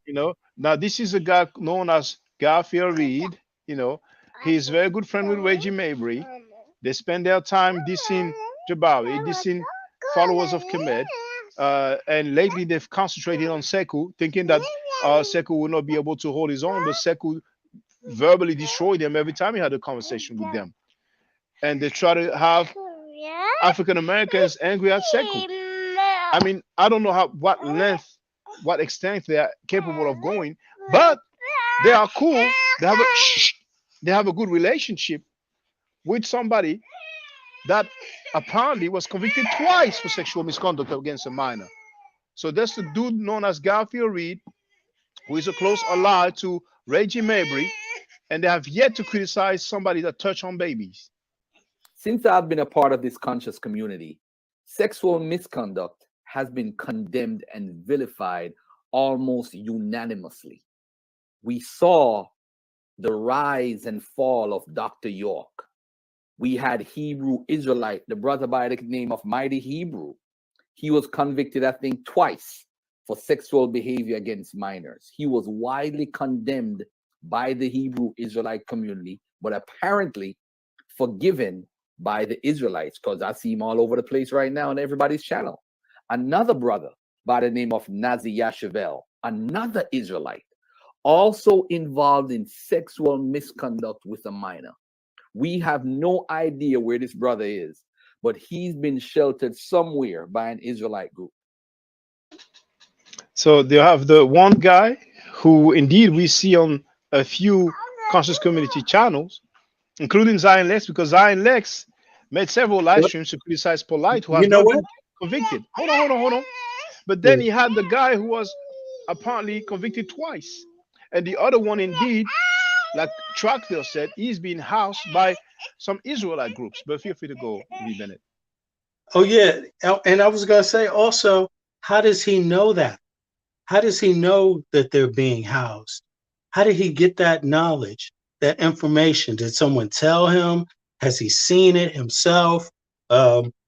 Because he's the one saying it, so to me, that's just the natural question. How does he know? Right? He won't even say which university he got his degree from. He obviously won't show his degree, even though he charged $1,800. I'm sure if somebody has the paper, he will still not show it or show a fake one. But even whose a group fake one was he talking about? Hold on. What I'm trying to say is that if you ask him the question, he will go, "Oh, that's personal. That's his personal business. Personal. I don't want." That's why he will be evasive about it. But obviously, he knows he stated that publicly.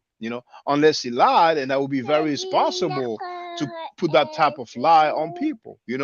I don't think he did some gossiping because he accused me of doing gossiping once when he came on my channel regarding his degree. You have to be responsible when you make that kind of statement publicly. So obviously he knows. I mean, those guys, they know each other. I mean, the guy that was allegedly convicted twice called him when I was inside in the studios, and he called and he was angry because I touched on the issue of the degree. He said so and so called me. So he has his phone number. They are in communication. So no wonder that they wouldn't know. I mean, those guys, they know each other, man. But feel free to continue. Yeah, but I mean, I think when you make a strong statement like that, I mean, he's talking about a specific person, and then he says that person has been known to do this, this, and this, and now is being housed by an Israelite group. I mean, to me, it just sounds like there needs to be some clarification about that. Like, is that true? How does he know that? Because, I mean, he's saying that openly. So how can you say something like that openly? He's being housed by an Israelite group if nobody gets to know how. Who? Well, you know, What? there are two people mentioned, right? There are two people mentioned, right? So one was convicted twice, he thinks. So he said, "Hey, hey, hey, descends, va là-bas, va là-bas. Ah, reste tranquille. Sorry about this." So, and another one who had a debate Oh, with no, Sarah. sorry, man. No, sorry, man. No, sorry, brother. You good, man. You good. Yeah, yeah, yeah. People should ask him, but people won't ask him. And if they do ask him, because a few will ask eventually, when they will ask, they will have the only fan moderator with red hair that's going to block them. And the other group is going to say, "Oh, that's personal. I want to talk about the information. You're talking about somebody's personal business," because that's what they say when it comes to the fake degree. That's what they say when it comes to the sting operation that was, about an event that somebody was robbed a month prior, and then the police needs him to be there, and that's why he couldn't come here at the debate. They will always have their talking points. But the thing is that, um, it's obvious that rape does not bother a lot of people because, unfortunately, so many people have done it, and they don't want rapists to be criticized. It's a reality. No wonder. I mean, it's a reality. Like I said, in France, there's that guy who was the head of a black organization, a Pan African organization, and the dude was a serial rapist. His criminal record was released publicly. And once Well, again, look, he hold on, he sued the black medias, not the white right. ones.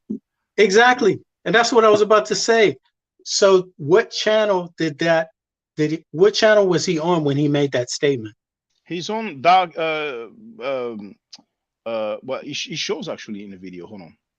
If I do that, Since I've been a part of this conscious community, that's his own channel, but he changed the name. I think before he was once he That was was Dr. his own Squad, channel. then he That was was his own channel. yeah, his own channel. Yeah, I think he Ah, changed it that's why. to whatever university. You know what I'm saying? Right. Um, Okay. but that's his own channel. Yes, it was his own channel. Yes, he said that publicly in his own channel.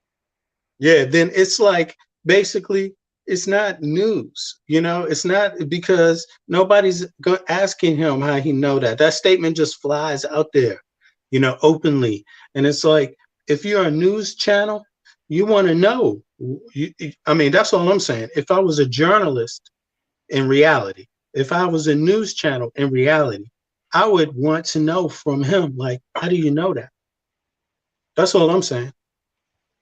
Well, news channels will not take this guy seriously because, I mean, he stated publicly that he doesn't even use his real name, and he's been lying and being disingenuous. But the community should inquire about that unless they don't care about rape, unless they don't Yeah, care that's what about, I'm saying. and not Or just rape their but channels, pedophilia. You know. right?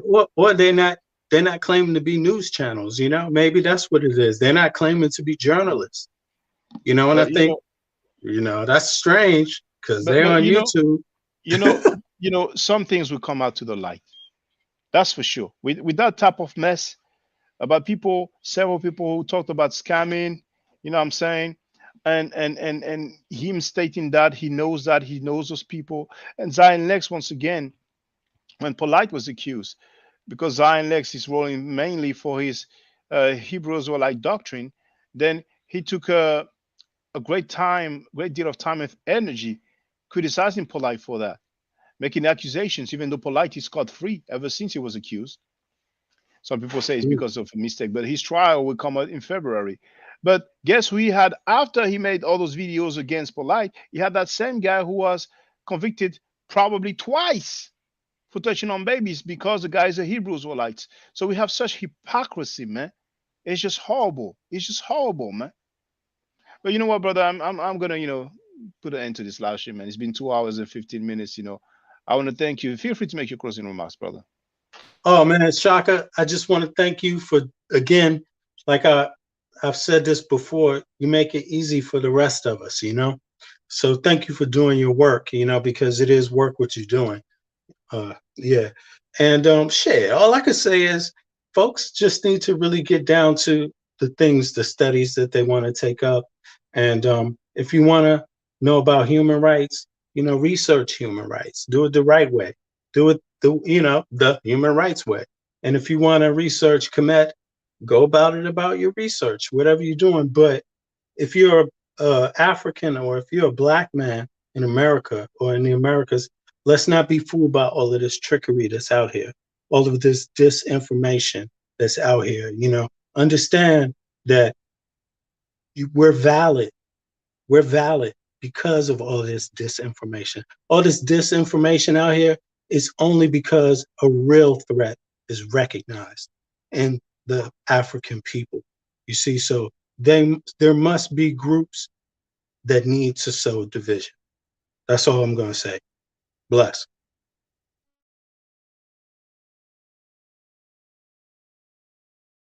Yo, your audio's not on, Shaka.